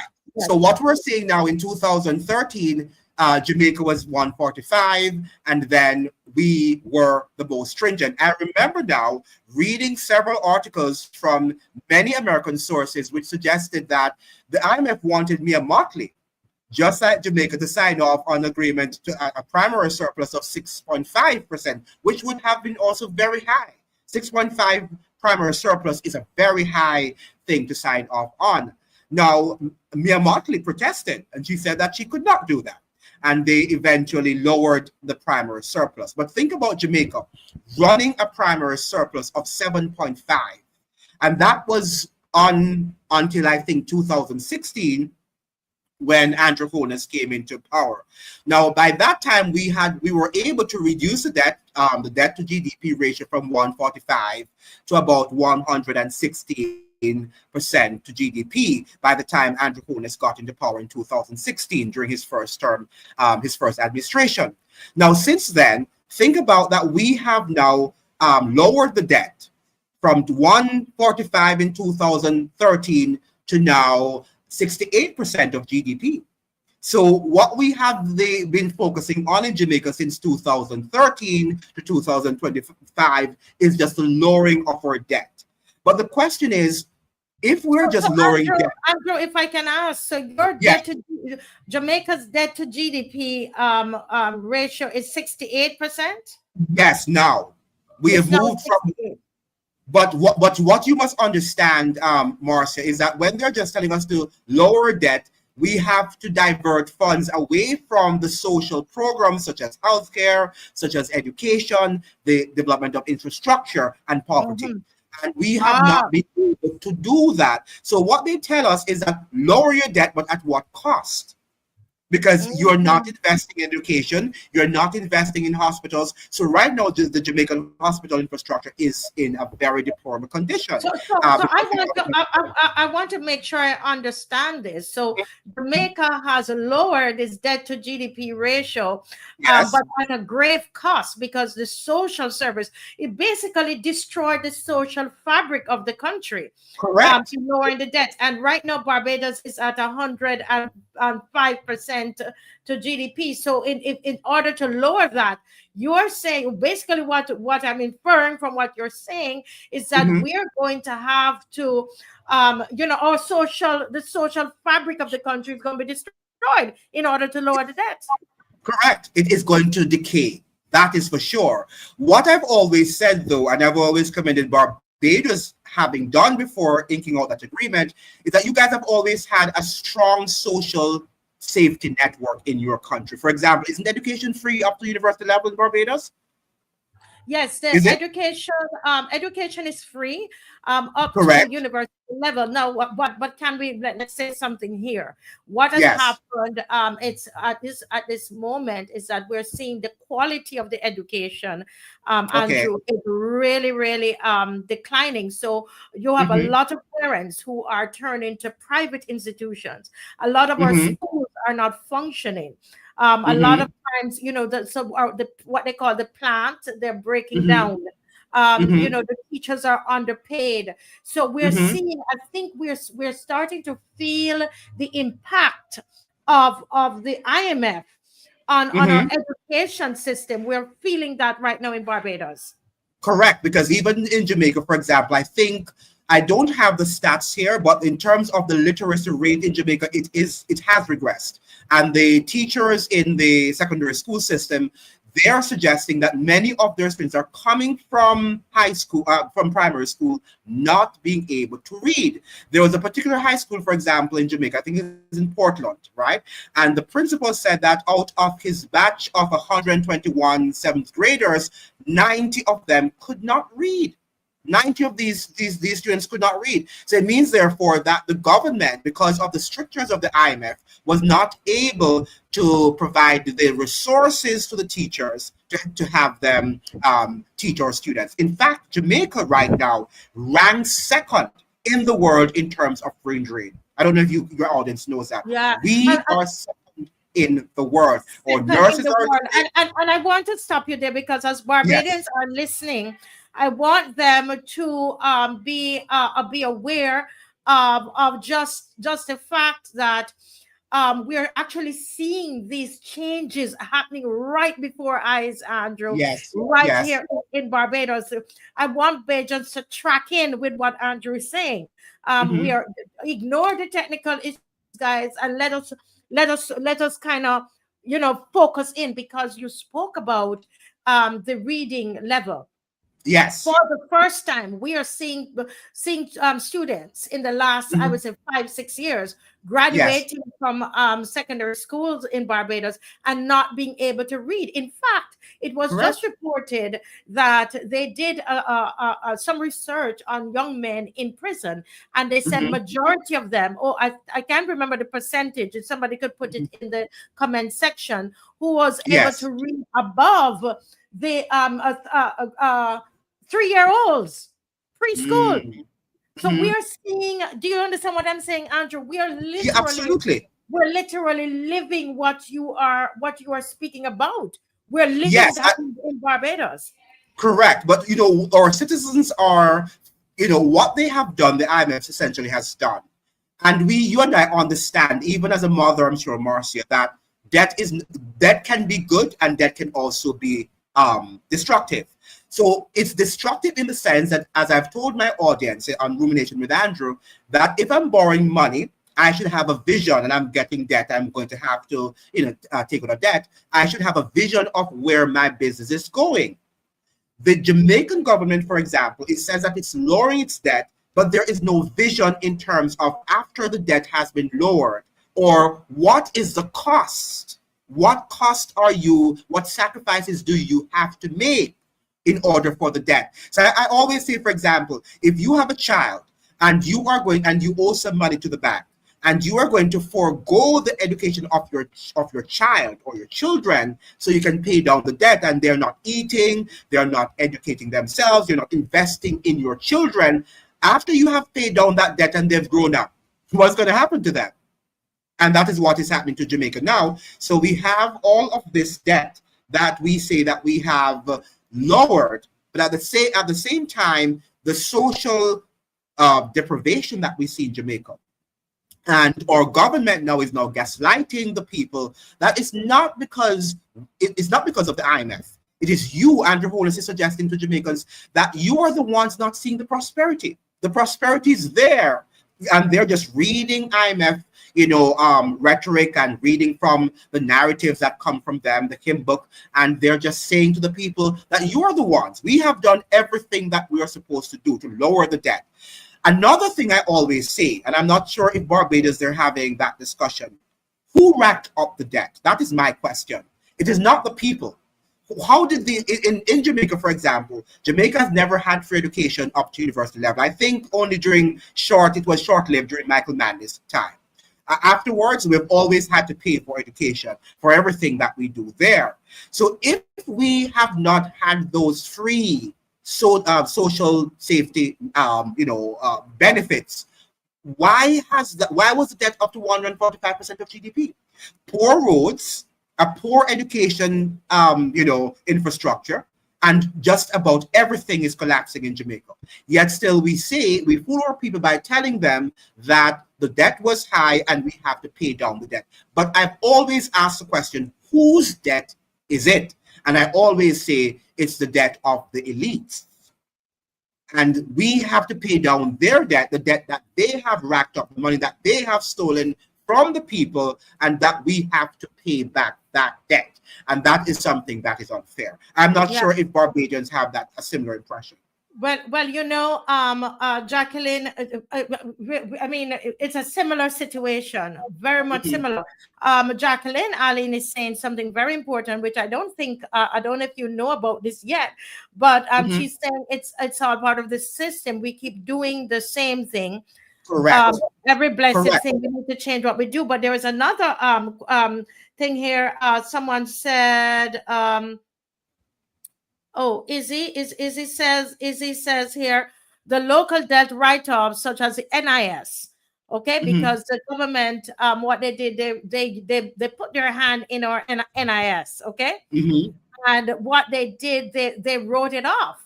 Yes, you remember that, and they're saying that is at our expense, It's interesting that you said that, because as you said, the NIS in Jamaica, we have, I'm not sure if you're aware of it, Marcia, the National Housing Trust, that's the NHT, right? This was a sort of safety network for those who were not able to buy homes that Manley himself developed, right? And during this IMF agreement, the IMF actually went to Jamaica with an audacious face, and between both administrations, JLP and PNP, they sacked that NHT that is for poor people to build, also for the government to build houses for poor people, $14 billion. $14 billion. They just went and took it and say, oh, you have to pay down your debt. And they went and they decided that they were going to just take the debt. And the government did not go to the people and say, do you really want us to do this? They just did it and told us that that is what they had to do. Wow. So it's a similar thing. Barbadians listening, Andrew, every now and again, I will stop you a minute. This is so awesome. I will stop you a minute because I want to Barbadians, as he is speaking, I want you to think about Jamaica, as he's speaking of Jamaica, I want you to think about Barbados. And this is why I'm going to say this right now. This is why Frondel Stewart, the former Prime Minister, Andrew, did not want us to go to the IMF, because they understood what was going to the cost to Barbados. And per letter is saying, I was afraid of what he's describing would occur in Barbados as a result of paying off the debt, as opposed to educating our children. So right now, they're telling us, oh, the debt is decreasing, but at what cost? At what cost? The social system. Yes. Apostle Scantlebury is here, and he has to just give me a thumbs up. I will bring him in a couple minutes. I know he's listening to the conversation, and he will come in and join us. But continue, please continue. This is amazing. Folks, are you sharing and liking? Barbadians, yes, everybody, please share and like. Very, very important. Keep going, sir. There was a doctor who went to Jamaica from the United States, and normally they go there to just, help people and give, charitable services, render charitable services there to the children's hospital in Kingston. And when he went there, he was there to conduct some surgery free of cost. Marcia, he was there to conduct this surgery on these children, and basic equipment were not there. Jamaica did not have the most basic equipment that a hospital should have. And he was commenting, he said, how can you allow the doctors that have traveled from so far, who are willing now to, conduct these surgeries free of cost, and you don't have these basic facilities? Why? Because we don't have the money, because the IMF, has diverted these funds that we could have spent on healthcare and on education and other important amenities and things in Jamaica on them. And if you don't do what they tell you to do, they are going to take the government out. The government is out. Because I don't know if you know that in 2008, when we had the financial meltdown in Jamaica, Bruce Golding was the one in office. So Jamaica's always been very skeptical. That's why I'm very, very shocked at how we are very now open to IMF and what they're doing. In 2008, we were very skeptical of the IMF, because there were chatterings and rumors that the IMF, we would have to go back to the IMF because of what was happening during the financial meltdown in 2008. Now, when the IMF came in and they told Bruce Golding what he had to do in terms of lowering the debt, he could not really go to the people and do what they told him to do. It was too austere. It was too challenging. What did they ask? So this is Bruce. They were asking him to lower to decrease the population, the employment, the people who are employed. They wanted him to reduce that and to send people home.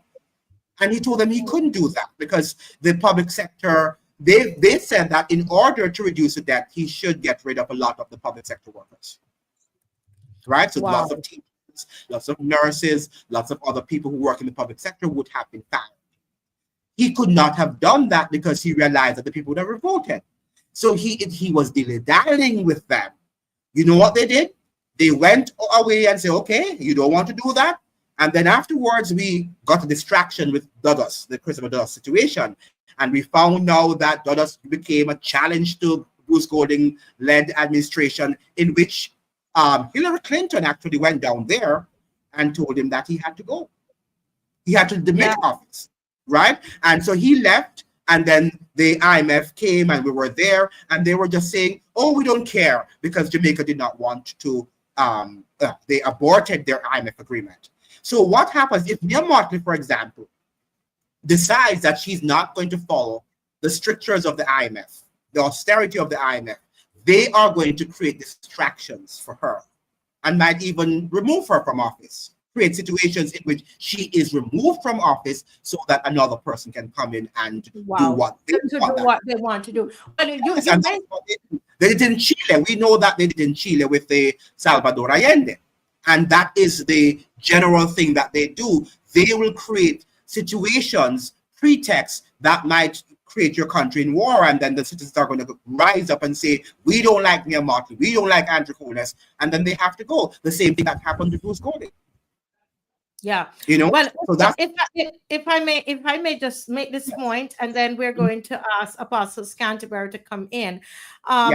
You spoke about healthcare and the fact that you noticed that that someone a doctor came to do surgery for free on children, and you did not have basic equipment, and you attributed that to the austerity of the IMF programs. Now, we have a similar situation in Barbados. We're comparing notes here, guys, and some of you would remember that and right now there are different kinds of surgeries, even cancer, where there's a piece of it. There's equipment there in some instances, and it does need servicing. In some instances, we don't have equipment to do particular kinds of surgeries.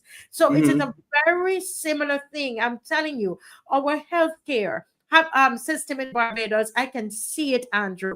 Having lived in Jamaica, I can see it. I see where it's going, and I see it, and that's why I try to use this show to warn Barbadians about what is going to happen. But let me bring Apostle Scantlebury into this conversation this evening. Just a moment. Good night, Apostle Scantlebury. How are you? I'm doing well, ma'am. Great to see you, and thank you so much for having me on your show again. And special good night to your guests as well. Good to sit and listen to your expertise and your knowledge in this area. So good night to meet you tonight. Good night. Yes, Good night, sir. yes, it's great to see you. You can't see me because of the we're having some Wi-Fi issues. I am not at my regular Okay. location, so we're having Okay. a little problem with that. But it's we're making it work. And before we hear from Apostle Scantlebury on this issue of the IMF loans and the austerity measures, and in Mhm. trying to lower the debt, at what cost? What is it going to cost Barbados for that to happen? I'm going to ask everybody who's just joined. If you've just joined us, our numbers are way too low tonight. I know we're having some technical challenges, so I need you to make up for it. Everybody, share, please. Like and share. Share in your WhatsApp groups. This is too important for us not to have that many persons on watching tonight. But let's get to, let me hear Apostle Scantlebury on this particular issue of the IMF loans, Apostle. Any thoughts on that before we get back to Andrew?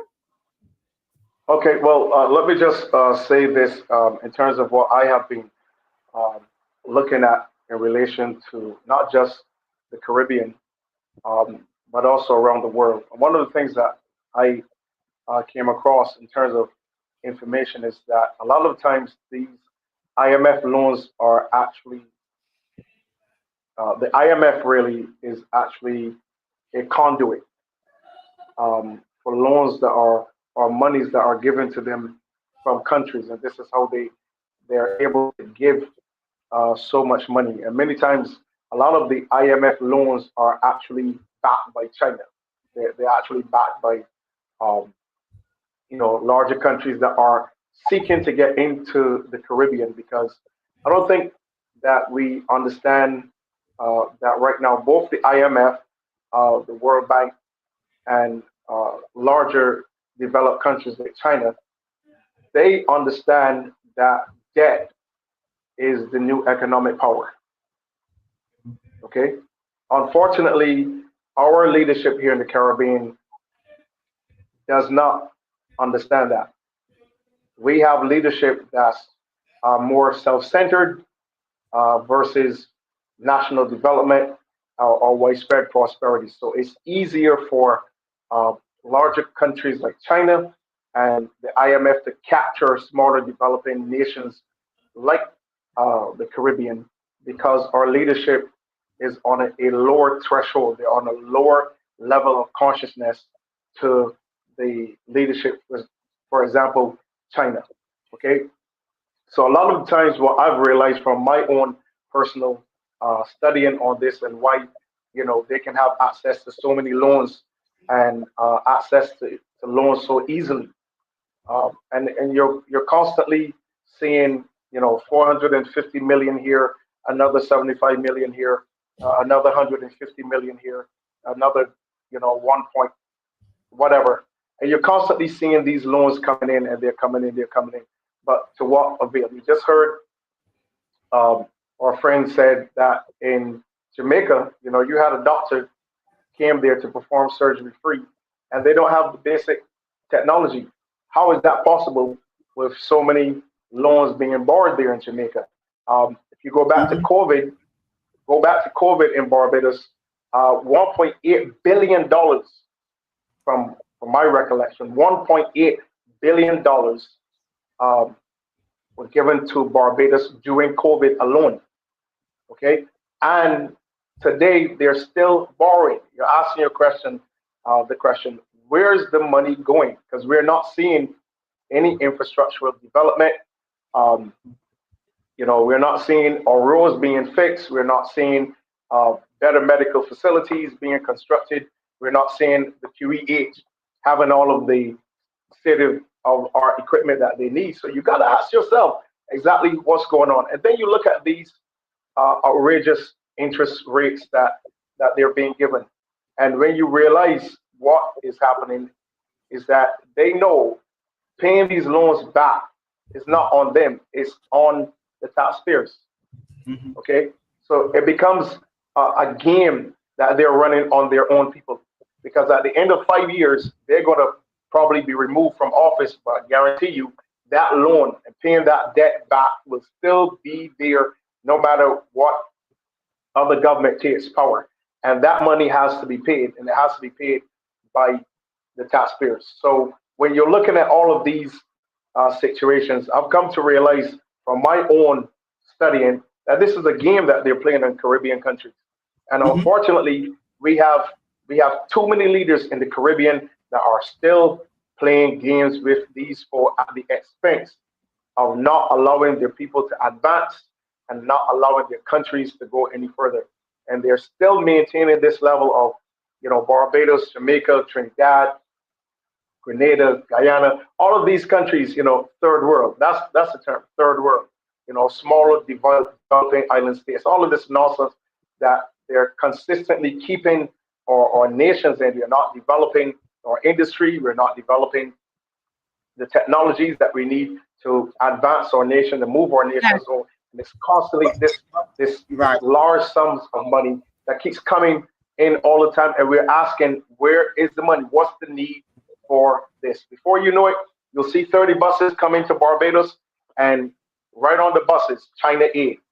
So you're asking yourself, okay, well, you just borrowed money you just got another 500 million from the IDB. You just got another 280 million from the IMF, another 100 million, 150 million from the World Bank.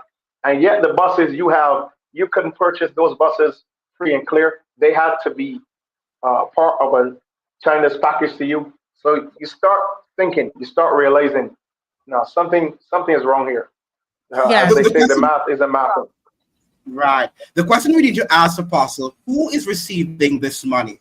Is the money really being received by these governments, or are the elites getting them, and they're the global elites and also the domestic elites, and then they're telling us that that is our money, it's our debt, but it's Right, not really our right, debt because we are not benefiting from the money, as you're saying. right, right.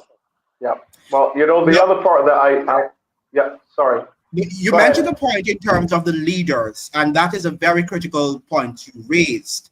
What can the leaders do? Because as I suggested to you, Bruce Golding, he gave him his credit. He did stand up Right, to the IMF and told them that he wasn't able to reduce the public sector employment because he knew that there would have been a revolution in Jamaica. But the IMF created this distraction, and which caused him to have demitted office. So that is what they right. do too. If leaders Yeah, stand up to them, then they are going to get you out of office.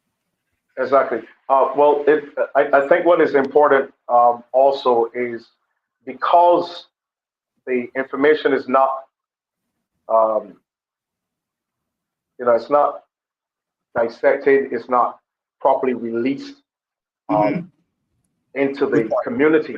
The Mm-hmm. people can't back the leader when the leader is standing up.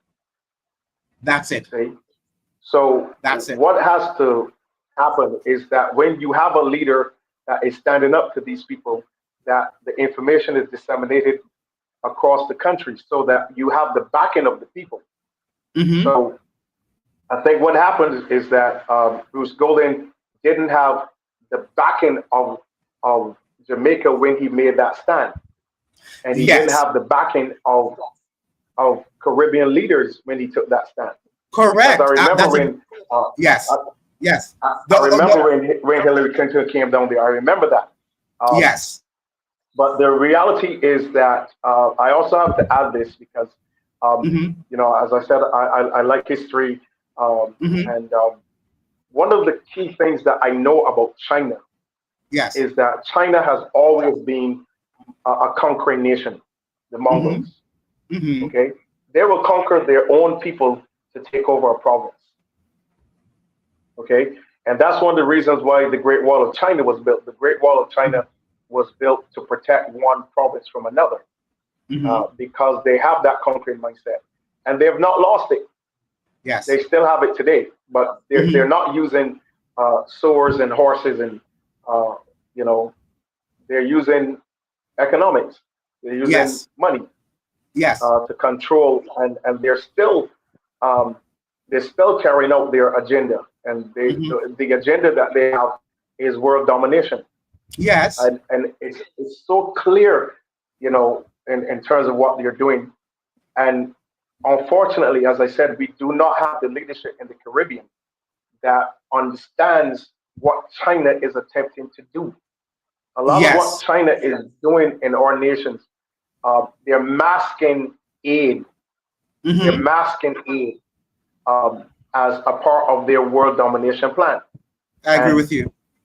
I can tell you for a fact that even right here in Barbados, we have several areas here where uh, the Chinese have already taken over certain lands here in the island. Mm-hmm. Just early this year, we had a situation where there were some helicopters from the U.S. Air Mm-hmm. Force that were flying across Barbados, and we Mm-hmm. were told not to take pictures of them. And I got intelligence from an individual that said that they were actually carrying out sorties because of the different areas where the Chinese are. They were actually doing sonographs to determine whether the Chinese were building underground bunkers from where Mm-hmm. they may be able to launch missiles out of Barbados. Mm-hmm. And and it's credible information. So Mm-hmm. beyond taking loans from these countries, especially Mm-hmm. China, our governments and our leaders must be very, very careful that they're not buying into something that will turn around and bite them in the behind. And I think, unfortunately, so much of it has already taken place that it's pretty hard right now to pull it back. So we have to be very careful here in the Caribbean right now. You mentioned something that is critical, Apostle, and the fact is that our democratic state is no longer democratic. First of all, the IMF is not a Okay. democratic institution. The IMF and the World Bank, they tell you what they want, and you have to do it, or you Right. suffer the consequences. So that is what Right. we have Okay. to understand, that the IMF is not a democratic institution. Another thing, because it's not democratic, they don't tell the citizens what they are going to do. Where are the memoranda of Correct. Correct. understanding? We don't know where they are. Correct. Like Jamaica says that it's Correct. 68, it has reduced its debt to 68% of GDP, but we don't see a memorandum of understanding. So we are Okay. just Okay. hearing what they're telling us, but we don't have any evidence, any concrete evidence that they are doing, or this is the real agreement. Nobody really Yeah. knows. That is what the media tells us, and we just accept it, and that is a problem. Exactly. Exactly. I mean, many times you would hear the government just received another 150 million US dollar loan from the IMF. You never hear the government is approaching the IMF. You never hear this is what the money will be going towards.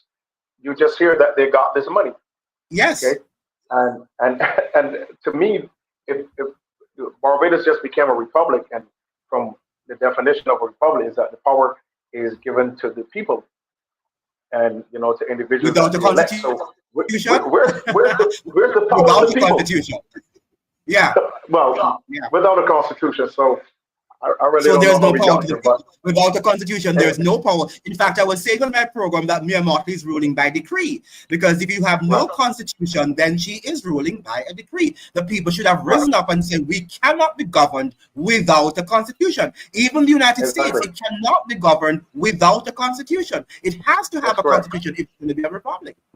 It's a critical exactly. document. So yeah, you have a situation here. A gentleman was explaining to me that he was friend of his was pulled over by the police. He was, caught speeding, Mm-hmm. and so the police came to him and said, "Sir, we're carrying out, this speed trap and all this stuff." And he says, "Well, we caught you doing 86 in the highway, which is 80 kilometers."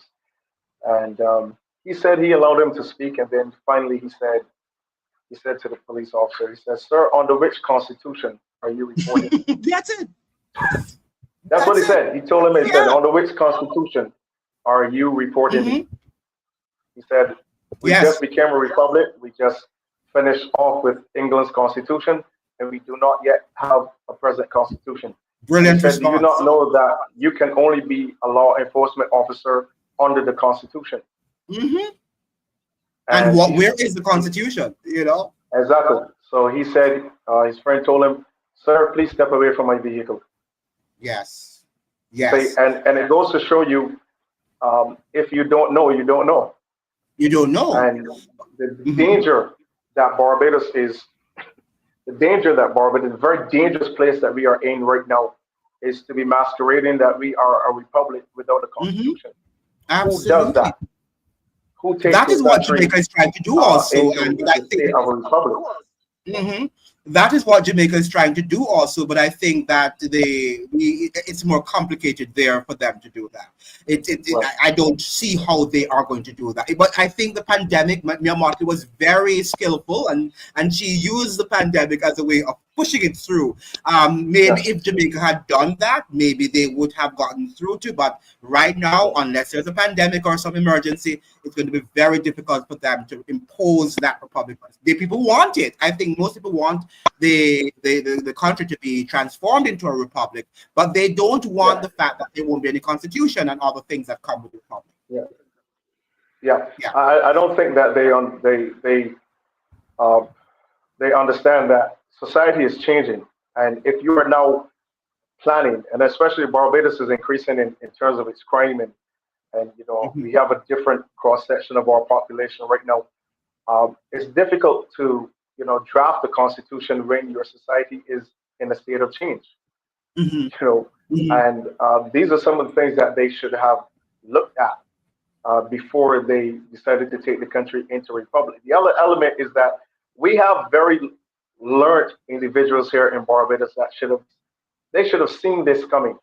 They should have said, no, you can't do this. I mean, we have judges here, we have lawyers here, we have major economists, we have people who are travel around the Caribbean and around the world that are part of councils and different levels that should have said, no, I think we're putting the cart before the horse here.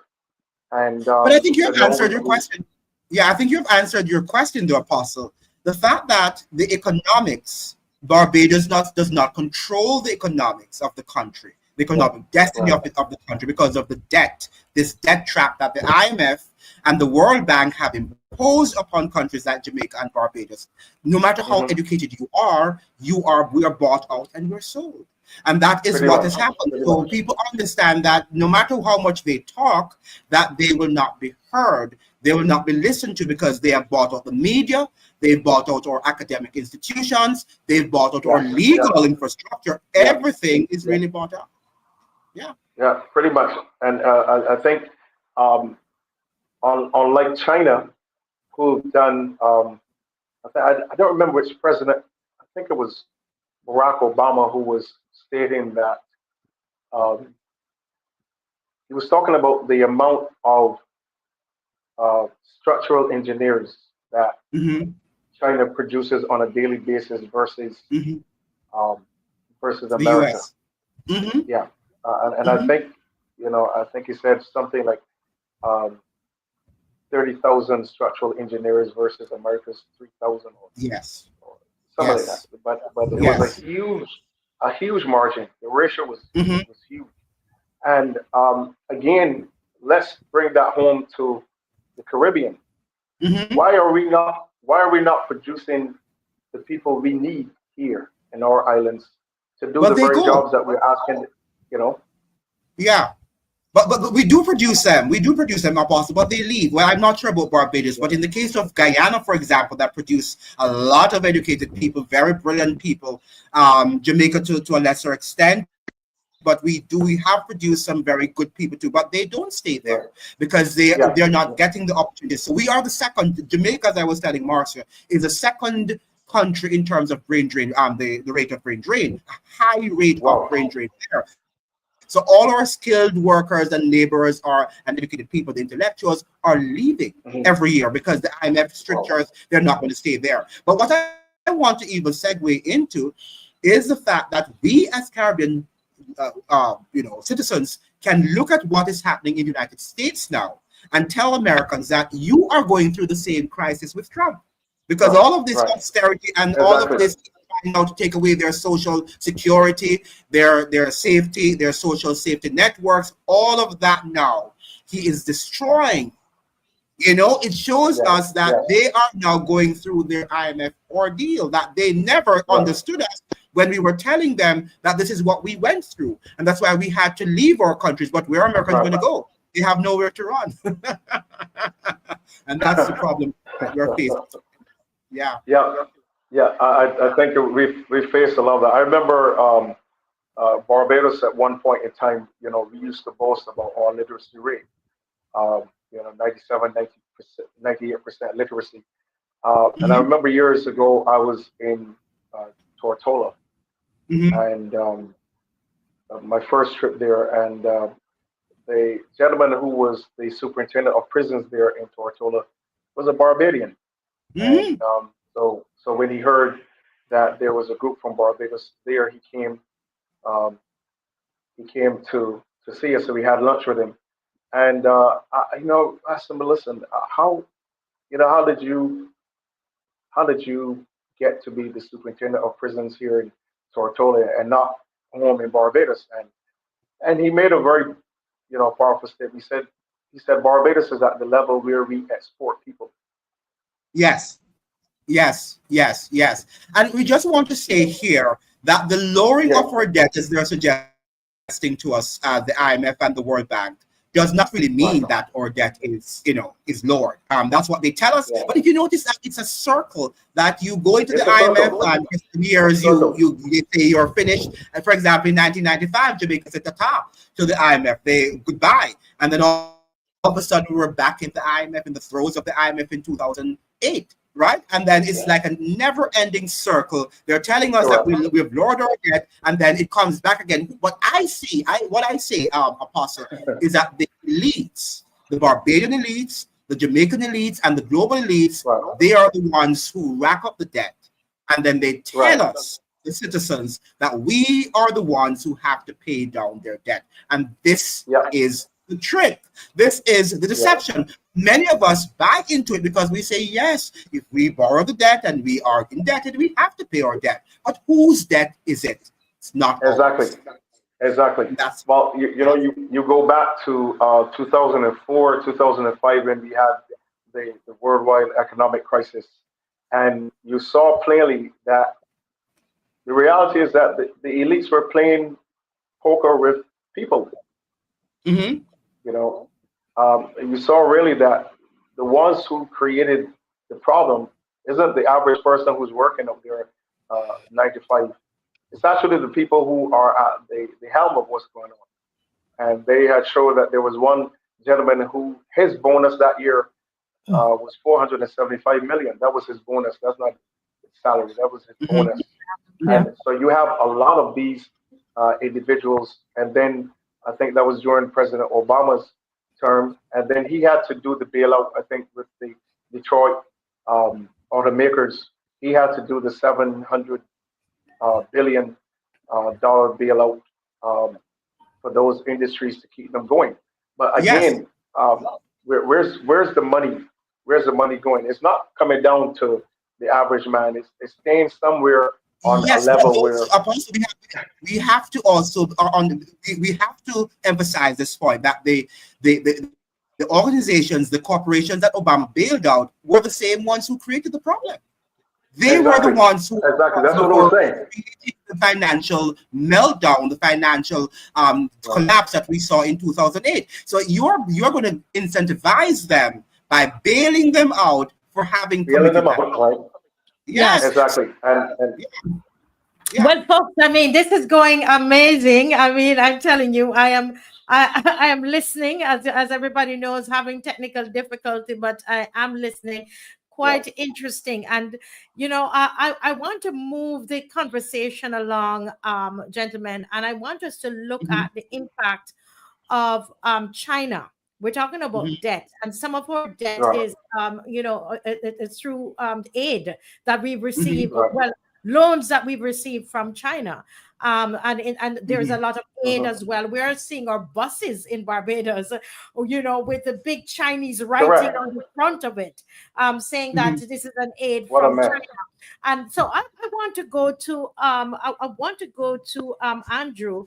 Mhm. Mr. Tucker, can you Yes. talk to us about what's happening in Jamaica and China? What's the relationship with Jamaica and China right now, and how does that tie in with the loans, then the debt that Well, Jamaica carries? yes. Yes. Well, based on what we understand or what we're hearing, again, as I was telling Apostle, we really don't know what is happening. We can only respond to what we hear from the media. But much of what is happening in Jamaica and Barbados, we really don't know what happens behind the scene. But they're telling us in Jamaica that the loans that we have from China are negligible. They're not very high loans, and that they don't come at high, interest rates as the U.S. does. The fact of the matter, however, is that because China is not the global power as the US is, because people say we're living in a multipolar world, but I tell them that we're not living in a multipolar world, because when you think about it, Jamaica, for example, was going to start up a communication business with China, some new telecommunication phone business in 2016. And they also wanted to have built us a new parliament in Jamaica. The US told them no. US told Jamaica that they can't. They will not allow them to have China build us a new parliament and also to start up a new cell phone company. Now, when you see these things happening, you really wonder, who is really the boss? That's the question. And obviously, China is not the boss. We say that we see a lot of investment of Chinese investment in the Caribbean, but obviously, the US doesn't allow them to go too far. We saw what happened in Panama recently with the Panama Canal. So we understand that even though the Chinese have some amount of investment here, they don't really control us to that extent. That's my opinion. I don't know what. Yeah, they don't. But I mean, I see a lot when I go home to Jamaica. Most of the roadways, the highways have now been built by China. We have to be paying a toll, Yes. etc. And we're seeing what happened to some countries in Africa who who are indebted to China, even though the loans are small. Yes. But there are certain arrangements though, Andrew, that we're involved in terms of infrastructure, where Yes. China is building up a lot of our infrastructure, and they might not be loans, but there are certain relationships that we have. Do we see that infringing on our sovereignty? What in terms of Jamaica? It is. It is, because the ports they are suggesting are also quite a number of our ports are controlled by the Chinese. People are also complaining that the Chinese are able to come there and they can start up a business very easily, while the locals there are not able to do that. They don't have access to whatever incentives that the government offer. So that is a very credible problem. My thing, though, is that it seems to me that based on what we're seeing happening on the geopolitical stage, that the US can come and stop these things in their track, even overnight, if they want to do that. So how much do they control us? To a certain extent, I believe, but I don't think that they really control as much as the US does. That is my opinion.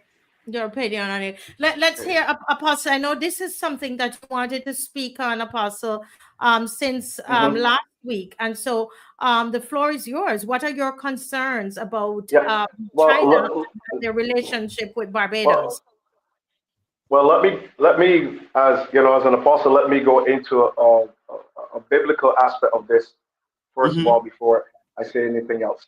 A lot of individuals don't know that the Asian community, they were the first to receive the gospel through the Apostle Paul. And that's in I think the book of Acts. Yeah. So that entire province, the whole Asian province received the gospel through the Apostle Paul. Revelations, the seven churches are the seven churches of Asia Minor. When you're dealing with Asia, you're dealing with the Chinese, you're dealing with the Mongols, the Japanese, the Singaporeans, the Philippines. So that's who you're dealing with. And the reality is that we have a law in ministry. We call it the law of first things. And so the first time that you see something happen, it creates what we call a precedent. And so for China to be the first, aspect of receiving the gospel that was now coming to the Gentile nations, that's pretty significant. And I think what has happened over the years is that China has come into a greater understanding of its being as a country, more so Mm-hmm. than other countries of the world. Uh, the other area that I've seen is that China has never dominated the world stage, like, for instance, Rome, unlike England and those Mm-hmm. countries that had very heavy influence around the world. China has never had that, even though it was particularly a great nation. So it has now come to the place for the very first time in the history of its uh, being as a country that it has world domination. And if we are not careful, if we're not careful, the IMF is going to continue to use China and use China's resources, use the fact that they're a world power now to carry out their assignment within smaller developing countries. And that's something that we have to look at. We have to look at that spiritually. The other aspect that I've noticed about China in my studying, China's color is red, and they're the country of the dragon. Okay, and you know what that means in terms of spiritual levels. But over here in Barbados, the Barbados Labour Party color is red. Red is the last color of our electromagnetic spectrum, which means that it carries a smaller frequency, unlike blue, which is a very high frequency. But the reality is that let's look at this from also the perspective of consciousness, and Mm-hmm. you'll see that the Chinese people are on a higher consciousness to Caribbean people.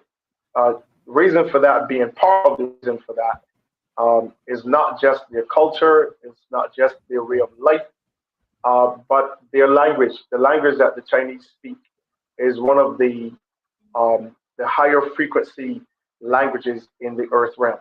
Um, the fact that when they speak, they sing. When they're singing, you have a language unlike English, which is the lowest frequency, the lowest consciousness language that you can use, unlike Chinese and Hebrews and Sanskrit and Egyptian. Most of the languages that are, particularly when you speak them, they have a singing frequency to them. Okay, and that allows their people alone on that level of consciousness and language to have a higher state of mind, a higher state of being than those of us who are over here in the West who are subject to the English language, which is a very, very weak form of language. So technically, when we're looking at the, for instance, if you were to look at the Chinese word, they have pictures instead of letters. You Mm-hmm. look at the Chinese word for righteousness, it literally is a lamb on a cross. That's the Mm-hmm. Chinese word for righteousness, a lamb on a cross. Okay, so Mm-hmm. it helps you to understand that when they're writing, they're seeing pictures. Mm-hmm. They're getting a higher state of consciousness, which Mm-hmm. which allows them to be different to us. Mm-hmm. Okay, this basically the same thing with the the Hebrews, the Jewish people. When they write pictures, which Mm-hmm. they see things. Um, you know, so unlike the Chinese people, we are not moving in a higher state, and they are basically conquering us from being in a higher state of consciousness, a higher awareness financially, socially, uh, you know, spiritually, economically. They're just beating us on every level, and we have to be so careful as people here in the Caribbean, who've been trying to get together and come together for so many years. Um, you know, Eric Williams and Errol Barrow and all of these men who've been fighting to integrate the Caribbean, we still haven't gotten there, and we're wondering why. And you have a country with roughly 2.48 billion people who Mm-hmm. have, for some reason, been able to integrate and to function on a level cohesively. And you're wondering why is that happening? they're different to us. They're different to us, Yeah. and it's we What would have you? to Yeah. understand. Yeah, you were saying? I was asking, would you also acknowledge that the West, particularly the United States, has aided China in her growth to where she is? Oh, You yeah, look at of course. yeah. So how would you say that now? Because the U.S. has, shared a lot of her technology with China. We have a lot Yeah. of American corporations and investments in China.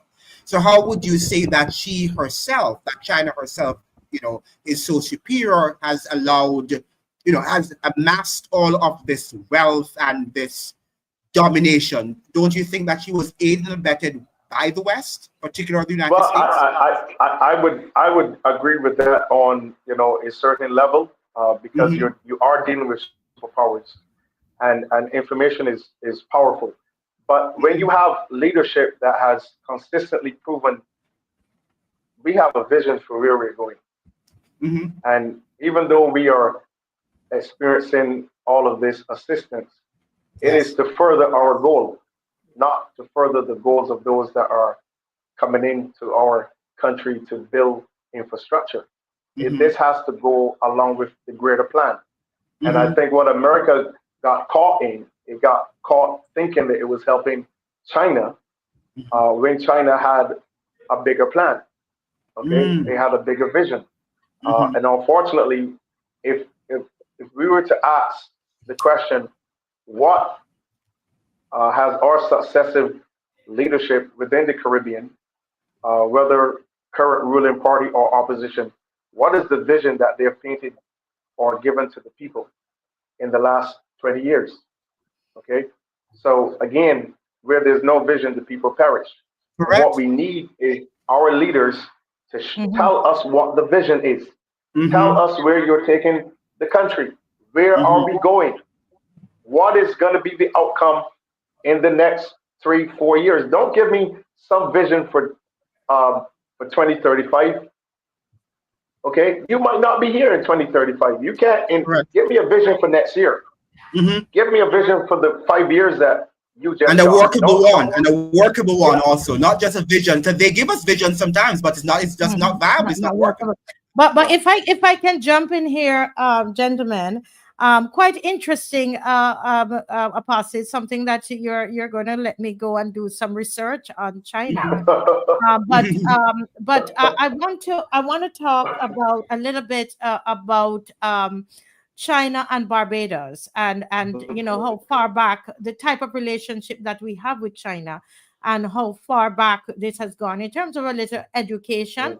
And Hmm. those in the comment section can always chime in, because often they have information as well. All right. But in my Right. research, looking at Barbados and China's initiative, I mean relationship, what Right. I found out is that, let me just get to it here, because I think it is very, very important that we look at it. And when we come back, I don't know if any of you know about Sri Lanka. We need to look at China's Belt and Road Initiative, Hmm. and to Okay. see, right, to see how that how that affected Sri Lanka. So China's global infrastructure and investment strategy was launched in 2013.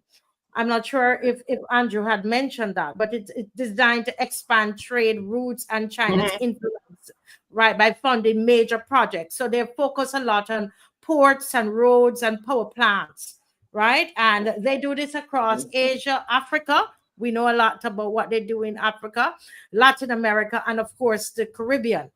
No, Barbados involvement. Now, we signed a memorandum of understanding with China in 2019 to join the BRI, right? This is the Belt and Road Initiative. The Hmm. first, we're the first English-speaking Caribbean country to do so. This is what I found. So I don't know. I mean, they've been working in Jamaica for a long time, For but I years, yeah. Okay. Yeah, Mhm. but I think in signing the Belt and Road initiative, that memorandum to making it Right. official, Barbados, according to this research, and again the comment section 2019. is there. My research is saying that Barbados was the first English-speaking Caribbean country to do so. Okay. Because Yeah. projects Okay. tied to this memorandum of understanding remain largely non-transparent, which Mhm. is what Apostle is alluding to, that we need to Mhm. understand Right. what are they doing. But Mhm. partnerships have included road development, agricultural support. We're seeing the road development in Barbados, right, Apostle? Mhm. And in Right. Jamaica too. Yeah. Yes, Mhm. and in Yeah. Jamaica. Well. Yeah, Yeah. go So ahead. You're making a so comment. they had. Yeah. I think that that Belt and Road Initiative was signed, from my knowledge, in 2019, and they had uh, the National Stadium was a part of it, um, Mhm. where the government received a loan to rebuild the National Stadium, and then don't forget, recently they got another loan to build the National Stadium. So Correct. Well, something is amiss there. that is a part of where they call cultural cooperation, which is part of the Mhm. Right, MOU. right, Cultural Mhm. right, and cooperation, then agricultural support. We are right, seeing where there is I think it is at St. Lucie that there's a whole development there that is connected to the right, university and seeking to provide agricultural support. I don't know if that yeah, is that happening in yeah, Jamaica, Andrew? Andrew, is that happening? Yes, I think it is. And but we have to differentiate between what is agriculture and agribusiness, because there is a difference between the agribusiness, which is right, all convoluted in terms of, is it that we're going to be self-sufficient for our food, or we're going to go crops that they right, want to do for their global export and not for Well, our own we are yet export. to see, which is part of why we need to understand what they're doing. China's Yes. involvement right, has increased in yeah, Barbados is construction. We're seeing Hmm. them a lot in our construction. In right, fact, in a lot of the deals that are made, hmm, Hmm. in Barbados, the Chinese, they literally take up residency, right, and they are the ones that yeah, are carrying out the actual construction. And that's part of the deal that we've made with them. We see that with Hmm. Sam Lord's Castle, where near where where we live in St. Philip, right, where San Luis Castle, there is a compound right, that they live. The Hmm. Chinese right, involvement in technology and the agricultural sectors, we're seeing that. Hmm. The concerns are right. raised over lack Well, of they actually, transparency. Yes, you're saying something, Apostle? right. Yeah, Apostle, they you actually also they're actually on the East Coast. They're actually repairing the road on the East Coast as well too, and they have an area there just off Shuri Village where they're actually residing as they're working on the road there on the East Coast. on the So East Coast, yes. they have their hands. They have yeah they have their hands in a lot here. But also from history, I understand that there was a very small percentage of Chinese people who came to Barbados during World War II. Before you go Hmm. there, though, before you go there, Apostle, Okay, let me just continue to just I'm speaking currently, so just hold that thought right, there. Let me just complete right, okay, some of the concerns. So some of the concerns that are being raised is a lack of transparency on the terms of the road the initiative that they have, the Belt and Road Initiative MOU. Hmm. right, So Hmm. what we are seeing, nobody's against Chinese, the Chinese, no, no, we're not against the people, we're not against the Hmm. Chinese, but we're saying to our leaders that we want transparency on the Hmm. terms. mhm, If we have signed an MOU with China, we want to understand it. And in Barbados, we don't have the freedom of information. right, That is something that we are fighting for. But we want to be able to see those the memorandum of understanding, right? We Hmm. want to understand we have concerns about the potential long-term dependency, right? We are long-term debt. I'm sorry, the long-term right, debt exactly, dependency. That's part of our discussion tonight. The fear of strategic asset control by China, because, for example, until most of these agreements, when we see them, they're building the stadium, they're building the hotels, they're building various infrastructure. A lot of what happens in other countries is that you don't really own it. The country doesn't really own it, Yes. because we're paying back. We're paying back China. So it's until we have paid it back, then we really own it. So there is a fear of strategic asset control. This is why you see US did not want Jamaica to allow China to build a parliament, right? Yes. Well, one of the main reasons, two buildings that they prohibited them from building was the Parliament and the Foreign Affairs building. The U.S. was suggesting that the Chinese also come to the Caribbean with surveillance equipment. So when they're building your building, they're not just building a building. They are surveilling everything that on the ground. Correct. So that is what we have to be careful of, the building of a surveillance state by the Chinese. Correct. And we're talking here about strategic asset control. So if they control, for example, in Jamaica, you guys are still paying back the Chinese for the roadways, so the highways and all of that. Now, can you imagine if Jamaica is not able to pay them back, then they own your roadways? Correct. And remember too that they're not just getting they're not just getting that they're also building roads, but the government is also giving them prime land. Land that in Jamaica, the government is turning it over to them. Go ahead, Professor. But the same thing is here. Go ahead, Apostle. When you look at the sites that are given to the Chinese to live while they're working here in Barbados, it's prime location. It's location that the government could have done housing. If you could have them erect their structures there for their employees and their housing, you could have done housing on those same locations for your own people. Correct. In fact, we should owe them nothing, because the fact that they're getting those prime land, we the citizens should owe them nothing. Because if we were to buy those plot of land, it would cost us, lots of money. Of course it would. But you look at the locations in St. Thomas, St. Lucie, and St. Andrew, St. James. You look around the island, and you're seeing they are given prime spots to erect these structures. And I'm saying that if you can find, and give them these spots so easily, at really nothing. Tell me, you couldn't have done something for your own people? Why is it that you make your people pay? Yes. I was saying that education, why couldn't they have built some world-class universities? Why couldn't they have built a world-class university in Barbados, in Jamaica, with all of the resources that we need, the technologies that we need in our universities? Why couldn't they have built something of the sort? And that is my question. That is my question. I see these things, and I ask myself the question. I said, why are our local people? Are we not skilled enough to fix our own roads? What do we really need China for?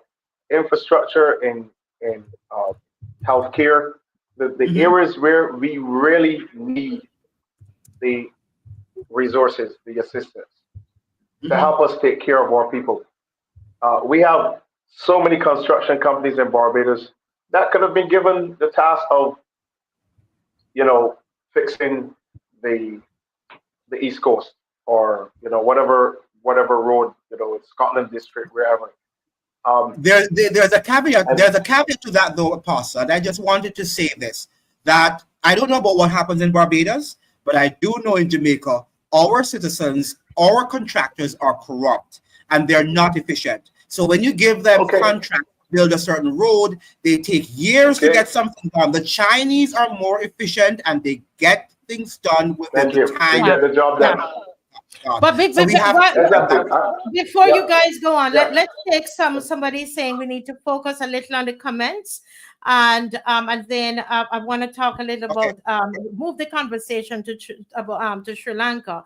But Mhm. let's Noel is Okay. saying please do not really blame the Chinese, because those Chinese didn't swim across the seas. Those so-called blacks, non-political puppets, I guess, are the ones that has opened up the doors, right?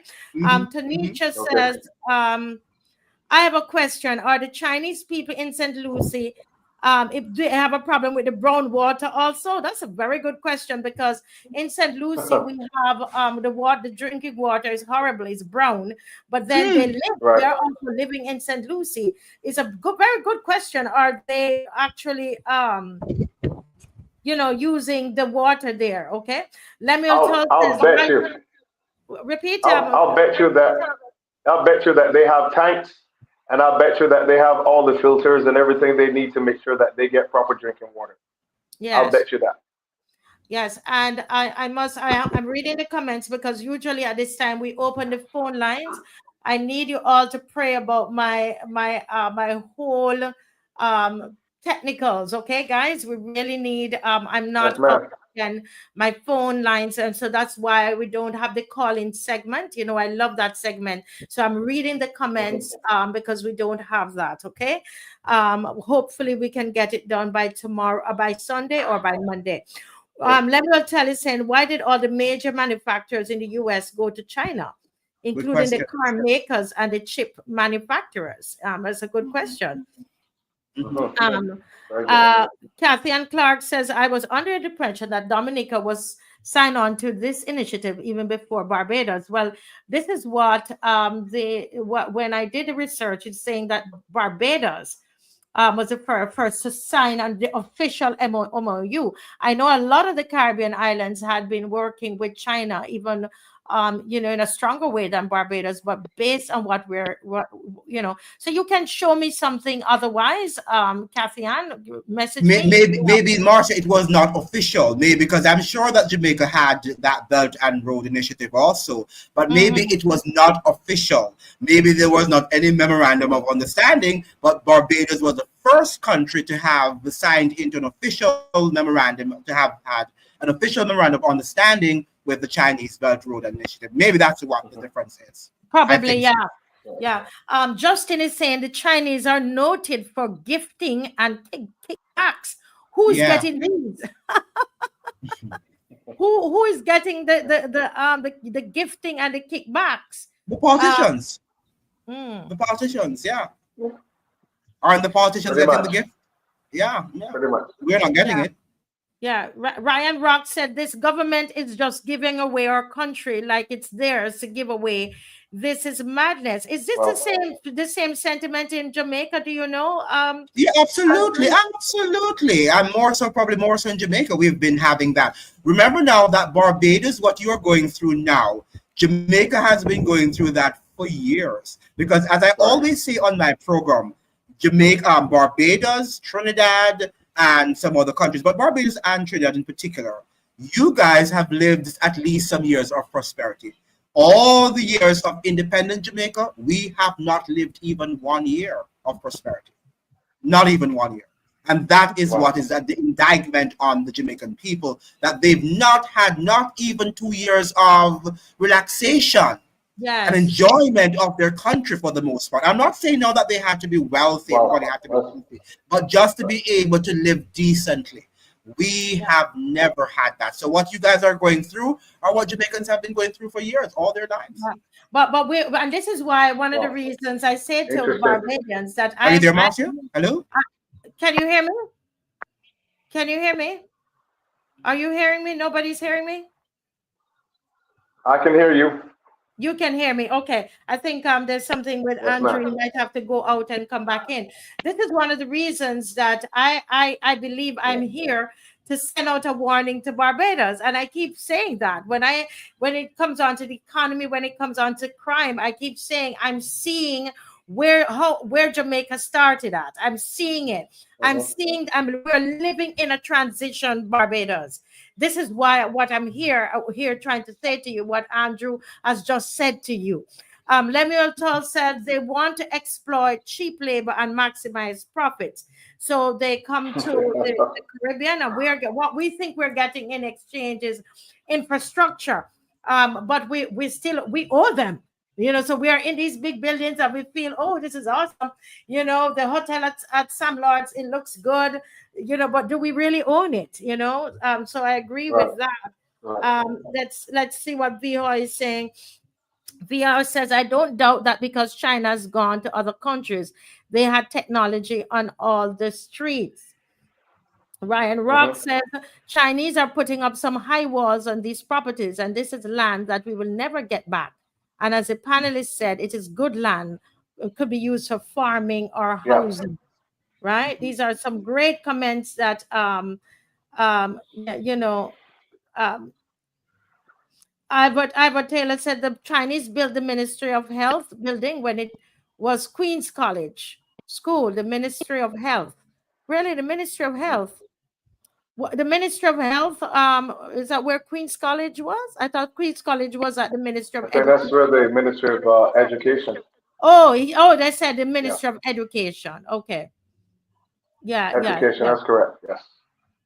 Justin asks, what does the Chinese contribute to the Caribbean countries? They get projects with conditions, the labor, materials, and accommodation on the same site. Their food they use comes from containers. Andrew, what are your thoughts about that? Because you were Yeah, saying that.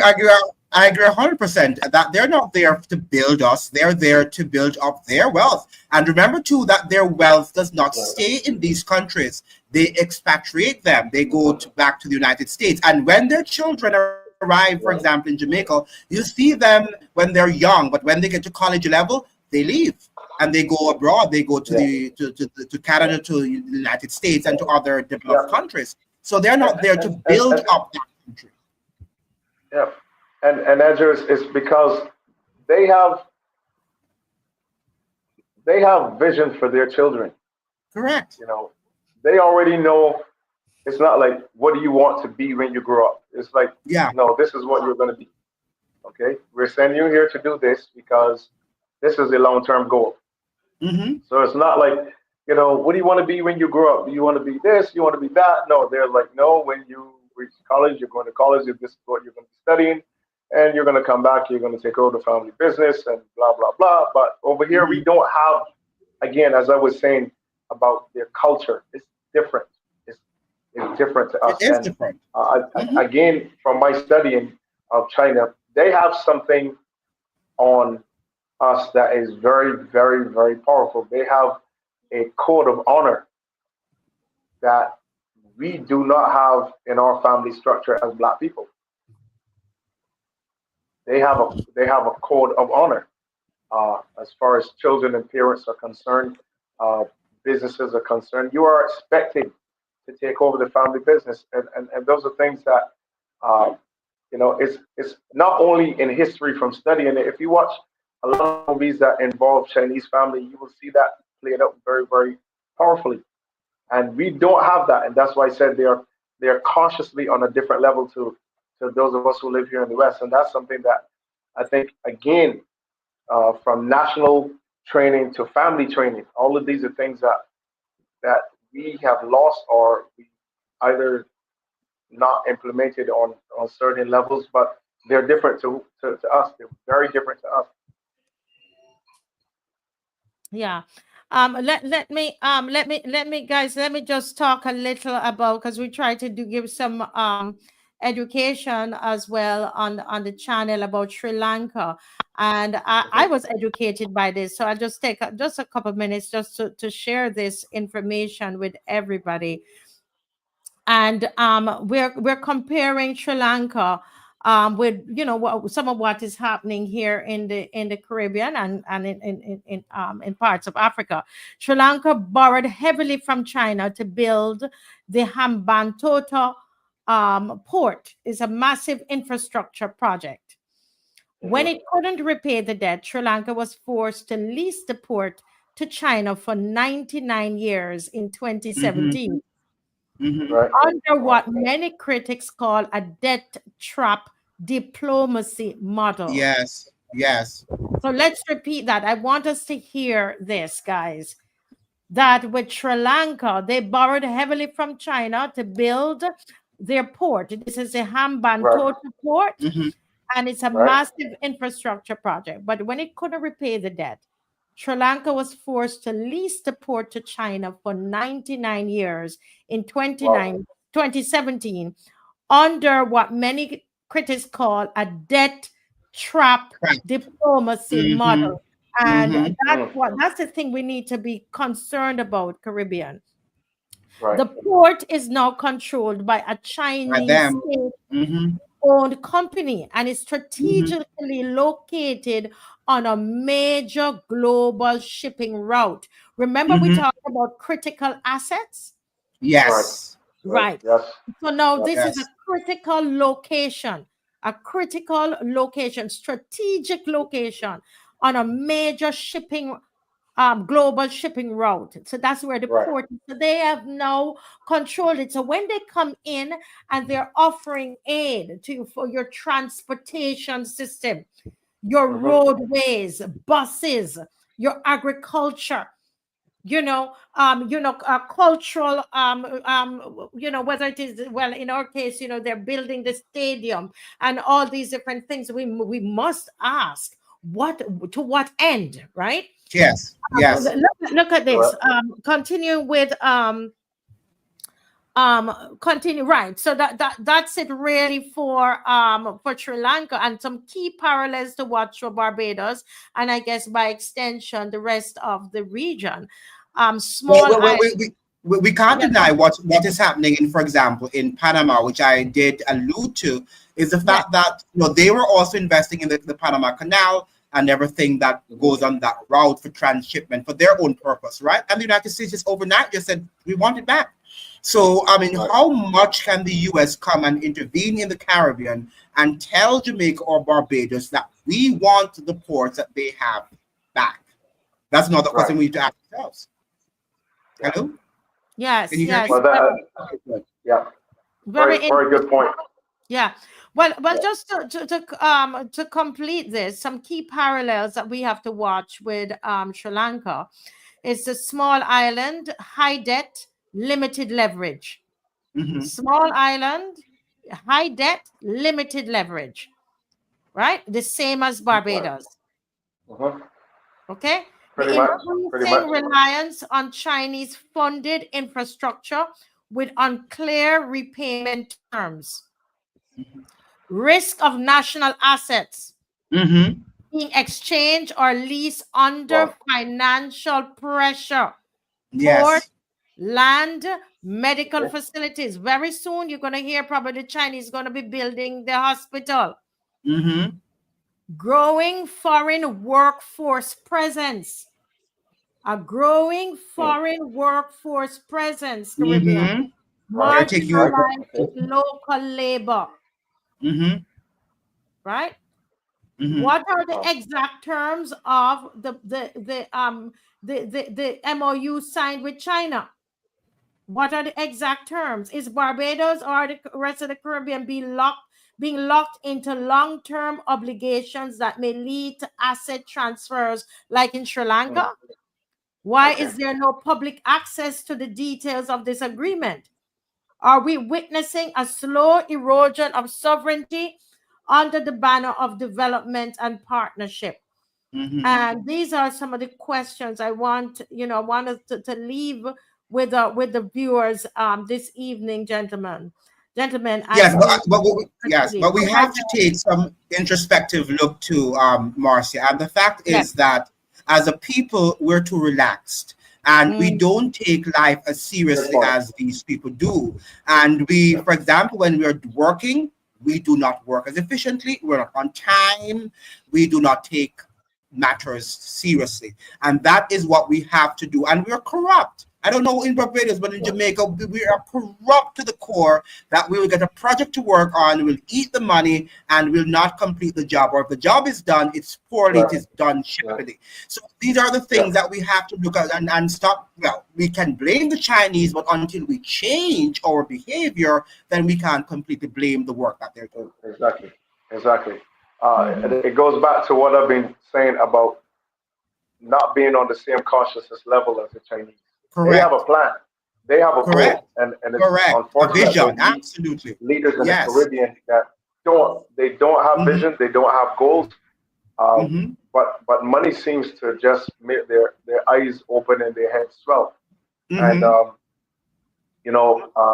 from information that I'm seeing online, that Sri Lanka owes China about $4.7 billion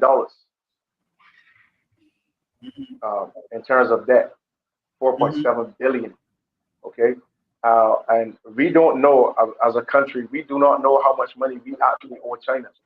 It's critical that we, the people, we know what's going on. If we are a republic, we need to know what's happening. We need to be able to say, okay, well, as the people of Barbados, we don't respect this. We don't want to sign off on China owning our port. 99 years is a long time for one country to be controlling another country's port. That's crazy. Yeah, that's crazy.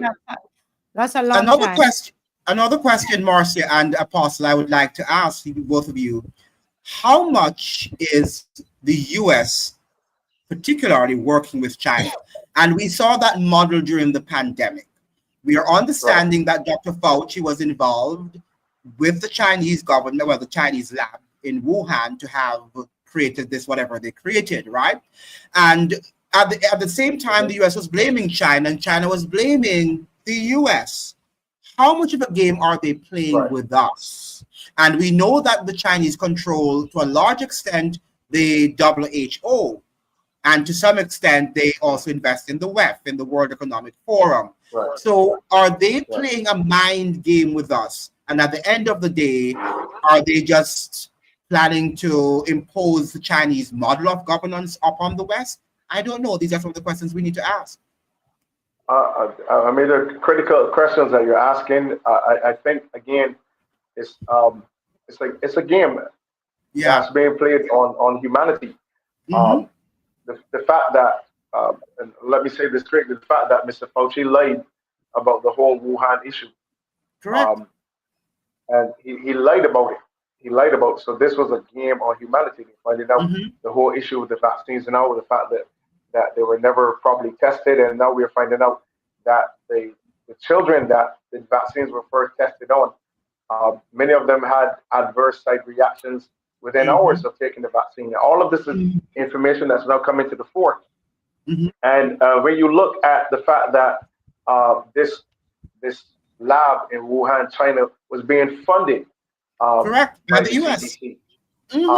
And again, the fact that they were able to take over the world, and Mr. Fauci and the WHO and all of these entities, and you're looking again, every single time that they're ready to play this narrative, it's always an outbreak in China. It's an outbreak in China. Why is it an outbreak in China all the time? Because everybody knows China is pretty much around the world. Chinese citizens are moving intercontinentally, internationally on a daily basis. So it's easy to say, like President Trump said, oh, we only have one case in America, and it was from a Chinese lady that came in on a cruise. It's this narrative that is played out over and over. And again, unfortunately, we have leaders within the Caribbean that are afraid to stand up and are afraid to protect their own borders and afraid to protect their own people. They fall into the same trap over and over and over. Money for your silence trap. Okay? So until we have individuals that are willing to stand up and they're willing also to allow their people to have power and a say in what they're doing, that we're not electing you to just go and do what you feel like doing. We need to know Mhm. what you're doing. Okay. And Yes. until media in the Yes. Caribbean start to realize, no, we serve the people. We don't serve the government, because too many media houses just serve the government. We serve the people, and it's our Mhm. duty to report to the people what we are finding out. So, unlike here in Barbados, we do not have real powerful investigative journalism, and I can tell you it hasn't happened for years, because a Mhm. lot of what took place during COVID um, has not gotten to the media houses in Barbados, and still has not gotten to them. So we Mhm. have to make sure, we have to understand that right now the Caribbean needs leaders that have a vision, and we need to move forward, because a lot of our present leadership has fallen into the trap of the whole IMF, World Bank, World Economic Forum, Chinese debt trap, and they can't get out. And what we Another. need right now are Mhm. critical thinkers. Mhm. We need people of wisdom. We need people that can properly strategize and mobilize the people, and get the people behind them when they want to stand up to these giants. And Mhm. of course, we know David killed Goliath. So it Yeah. doesn't matter. It doesn't matter who you are, whether it's the IMF, the World Bank, or WHO, Power. It doesn't matter who you are. If the people are behind a leader, then you got to stand out, and that's what we Yes, need to see. yes. Yeah. Very, very, very well You're said. right. And yeah, we are like 4 minutes to go, gentlemen. Very Okay. interesting conversation, and I sincerely want to thank both of you for coming on. Mr. Bob did not make it on, although we advertised that he would be on. We wanted to Okay. discuss the Zippy taxes, which I am being told, viewers, that there's something that we don't understand about it. And one thing with me, I don't want to come on with half of information. Mhm. Right, so I'm being told that I have gotten it wrong. That we're not going. The independent taxi owners are not going to suffer any loss at all. And I want the gentleman who said he's been trying to reach me. I didn't see any missed call. Cause please WhatsApp me. WhatsApp, you will have to WhatsApp me two Okay. three six seven thousand 236 7000. That's the gentleman who said that you've been trying to reach me. I can't even find that message anymore. But I want to understand Okay. fully before I make any comments about continue to make any comments about the zippy taxis. What is it that you're telling me? Are you working with the zippy taxis? Are you part of the taxi association? So I'm going to hold my comments until I hear from you. So if you're listening, please give me a call if you have more information for me on the zippy taxes. Okay. And apologies again that we did not get Mr. Bob did not join. I know he's traveling, but he really wanted to be part of the program and promised since last week. And we spoke today, but something must have gone wrong. Let's hope he's okay and he didn't get to join. But we had such a wonderful, enlightening discussion with Mr. Tucker again tonight. And listen, we could sit and listen to Mr. Tucker for a long time because Apostle, he's bringing that Jamaican perspective, which is very, very important in what we have to deal with here in Barbados. I think it's putting it into perspective. Of course, Apostle, we're always happy to have you with the level of even spiritual consciousness that you bring. Even the stuff about China, it's a lot for us to delve into a bit more. And so we are very, very gracious for you being here. As you think about your final thoughts that you're going to share with us for tonight, I want to remind everybody about the concert this Sunday. There's a concert this Sunday at Praise Academy, Colamarock, Upper Colamarock, right there, that gap right there before you get to Guardian General. If you are coming from town, if you are coming from the way of the supermarket there, I can't remember the name of the supermarket. But you're going to pass Guardian and then you're going to and then you see the gap there to come to the pure. It's social soca and social commentary, and we have some great artists that's going to be on Kids Site, who has a very good song about AI. Actually, the announcer is going to be on. You're going to get to see him live. Blood, Donella, Richard Antonia, the Apache, Sammy Jane, Colin Spencer, Lady Virtue, James Leacock, and many more. And if you notice, we've started it at 4:30 so that we can be finished before it gets too late, so we can get home because of all of this crime, etc. That is happening. All right. So we're going to have the concert, and so we're inviting you to come up on come to Praise Academy. That's where I am tonight. And again, we apologize for the Wi-Fi, hoping we can get it fixed. Do something special for the show so that you can see me and you can hear me properly. But let me just also thank Dave for jumping in. Oh my goodness, it's great to have a wonderful husband who is supportive, so supportive. Dave, take a bow. Thank you.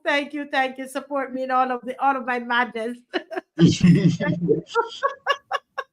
Thank you That's so great. much. Yeah. Yes.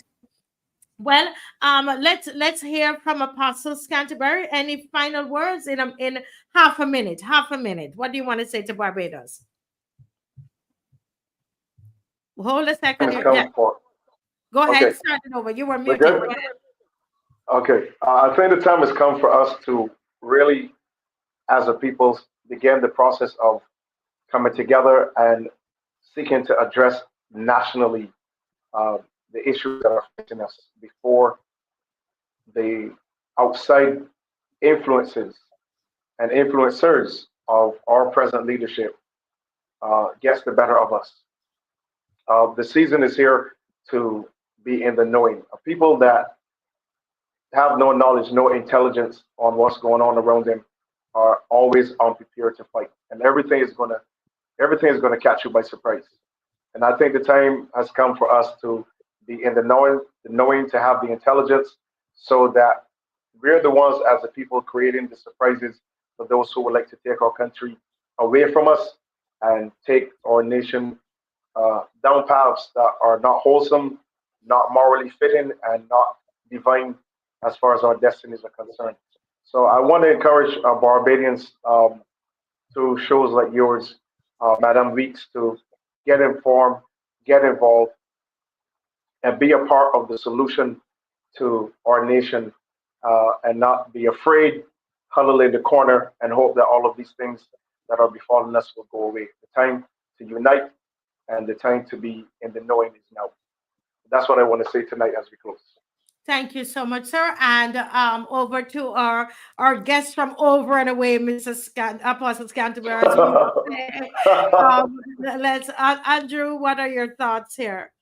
Well, I would just like to say that we are being played, and this is a mind control game. I don't think that we have China versus the US and US versus China. I think we have the global elites and the local elites which are fighting against the ordinary man, you and I. And we have to wake up and understand that this war is a war against us, and they're playing a mind game that if we don't read and if we don't educate ourselves, we are going to be played just like we were played during the pandemic. And please remember now to subscribe to my channel, Rumination with Andrew, and try to support my work as I'm supporting Marcia Week's show. And I'd love to see you there and supporting my work on my channel, YouTube channel, Rumination with Andrew. Thank you so much.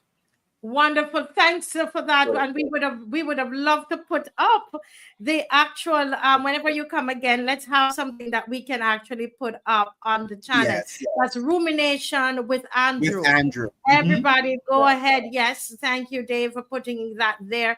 Rumination with Andrew. Go and find it and put it and subscribe, folks. He has some fantastic and be active also, viewers of the videos, so that the channel does not think that you are just bots, because if they're not interacting and watching, and the algorithm thinks that they're just dead bots. Yes. So Right. go ahead and make a comment. Please make a Yes. comment for a Caribbean brother. All right. Yes. Okay. Please do. All right. Rumination with Andrew. Write it down, folks. Very, very important. Thanks again, everybody. God bless you. See you on Sunday. All right. Bye bye. 7 o'clock. Ciao. Bye. Man. Bye bye.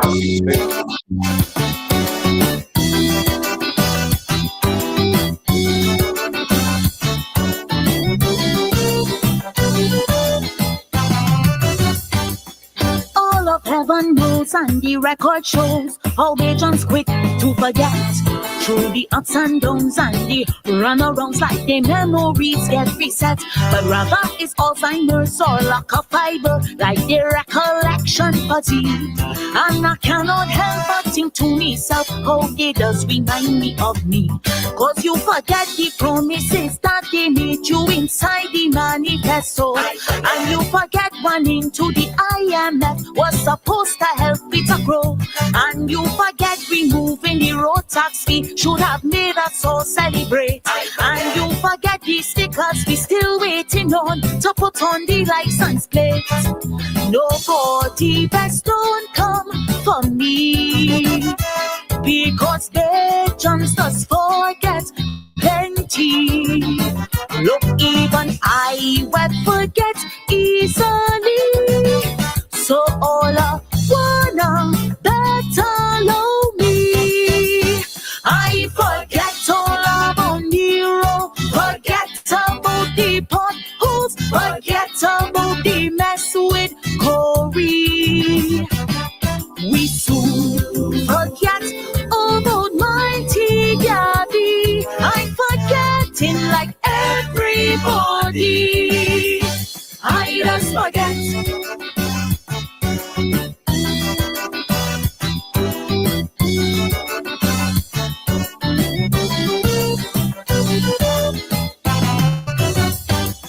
From the day we born to the time we gone, we always needed support. And we not too sure if we food secure. Look how much we import.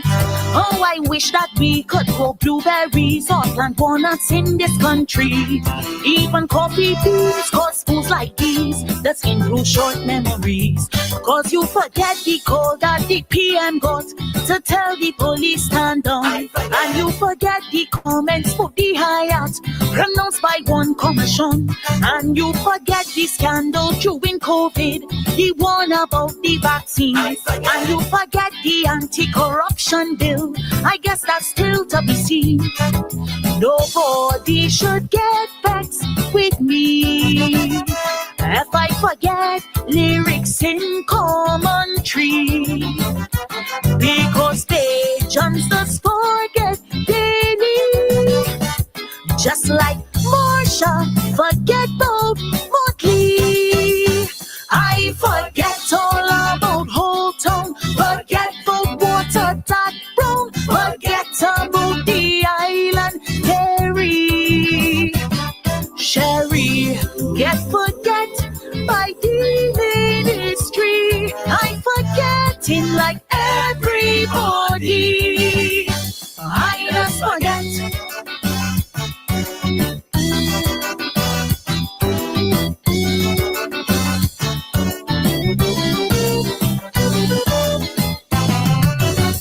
Selective memory in this country, and it's spreading all over. So from Chapman Lane straight past Del Plain, we need Ginkgo biloba. From a lost decade to a grand charade, now a leader out of the blue. And I cannot help but laugh to myself, how people acting brand new. Cause you forget the state that they had been and printing of the money. And you forget the tax on the solid waste and NSRLV. And you forget the public sector layoffs and spiking unemployment. And you forget nobody outside the shores will enter we government. Forgetting big in this country, we forget about the true DLP. And I hear something about Mr. Lashley, like he forget which one is his party. I forget about the downgrades, forget about the sewage, forget about Sinclair and Shorty. Ralph done forget for Christ Church already. I forgetting like everybody. I just forget